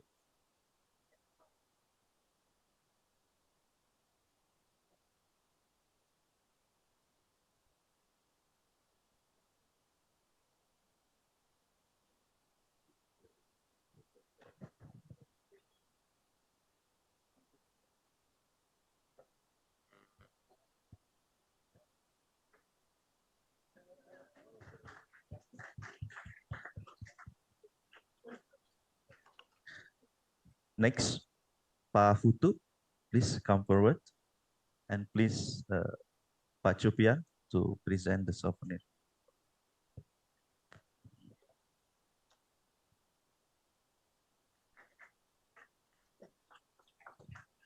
And last, Prof. Radit, please come forward.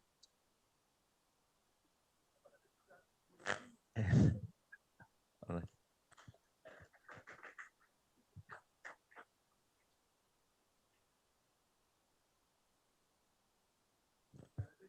All right.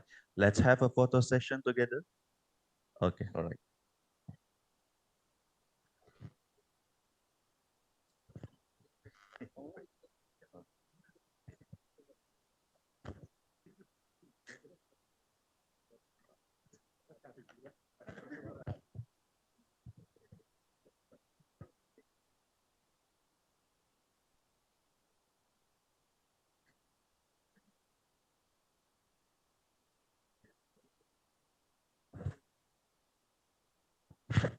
Done? Okay. All right. Thank you. Thank you so much, Prof. Thank you so much.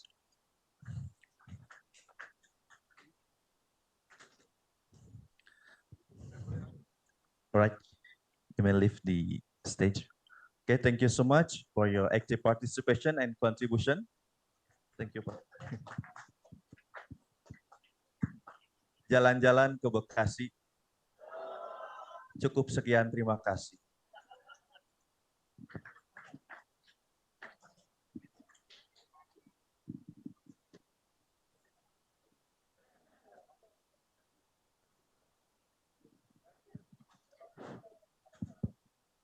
That's okay. Okay, thank you to Mr. Mumu Muhammad for leading the seminar session.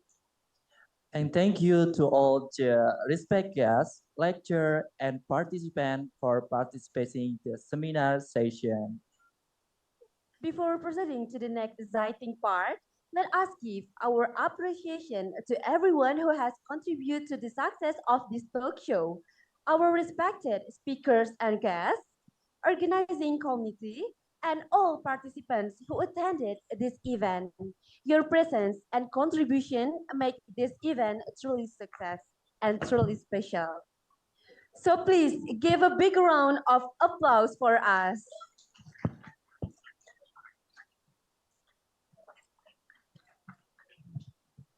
Okay, so to liven up the atmosphere and add some entertainment to our program, we will enjoy a performance by talented student Sania Siva Meira. Sania, time is yours.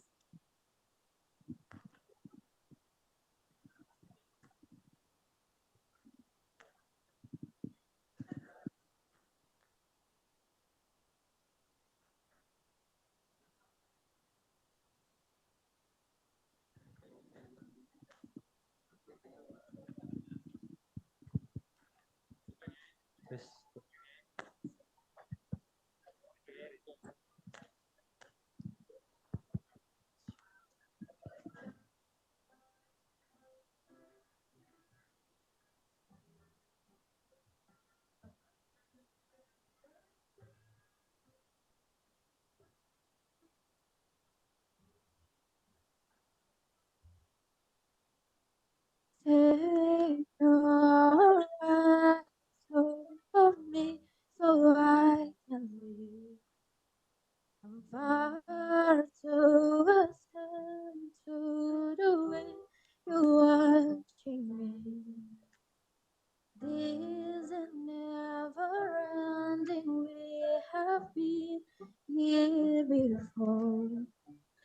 But I can't stay this time 'cause I don't love you anymore. Please stay where you are. Don't come any closer. Don't try to change my mind. I'm being cruel to be kind.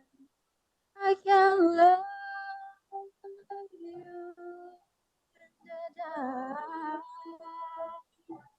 It feels like we're oceans apart. There is so much space between us, baby. We're all defeating. Hey, hey, hey, hey, hey, hey, hey, hey. Everything changed me. You have given me something that I can live without.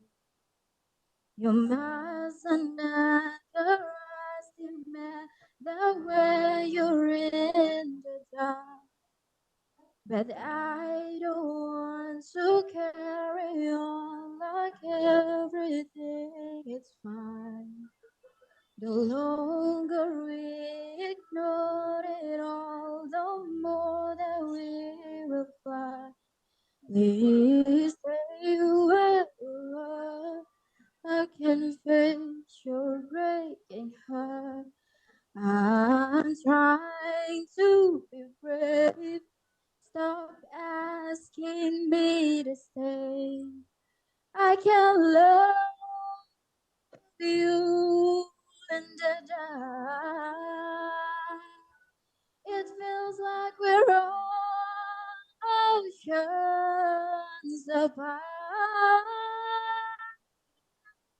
There is so much space between us, baby. We're already defeated. Hey, hey, hey, hey, hey, hey, hey, hey. Everything changed me. We're not the only one. I don't regret a thing. Every word I've said, you know I always mean. It is the worst to me that you want in my life, but I want to live and not just survive.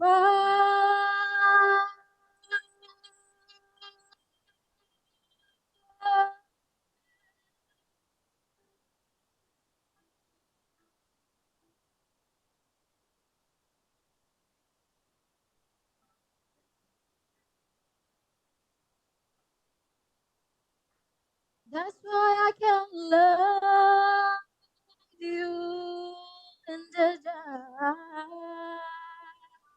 It feels like we're oceans apart.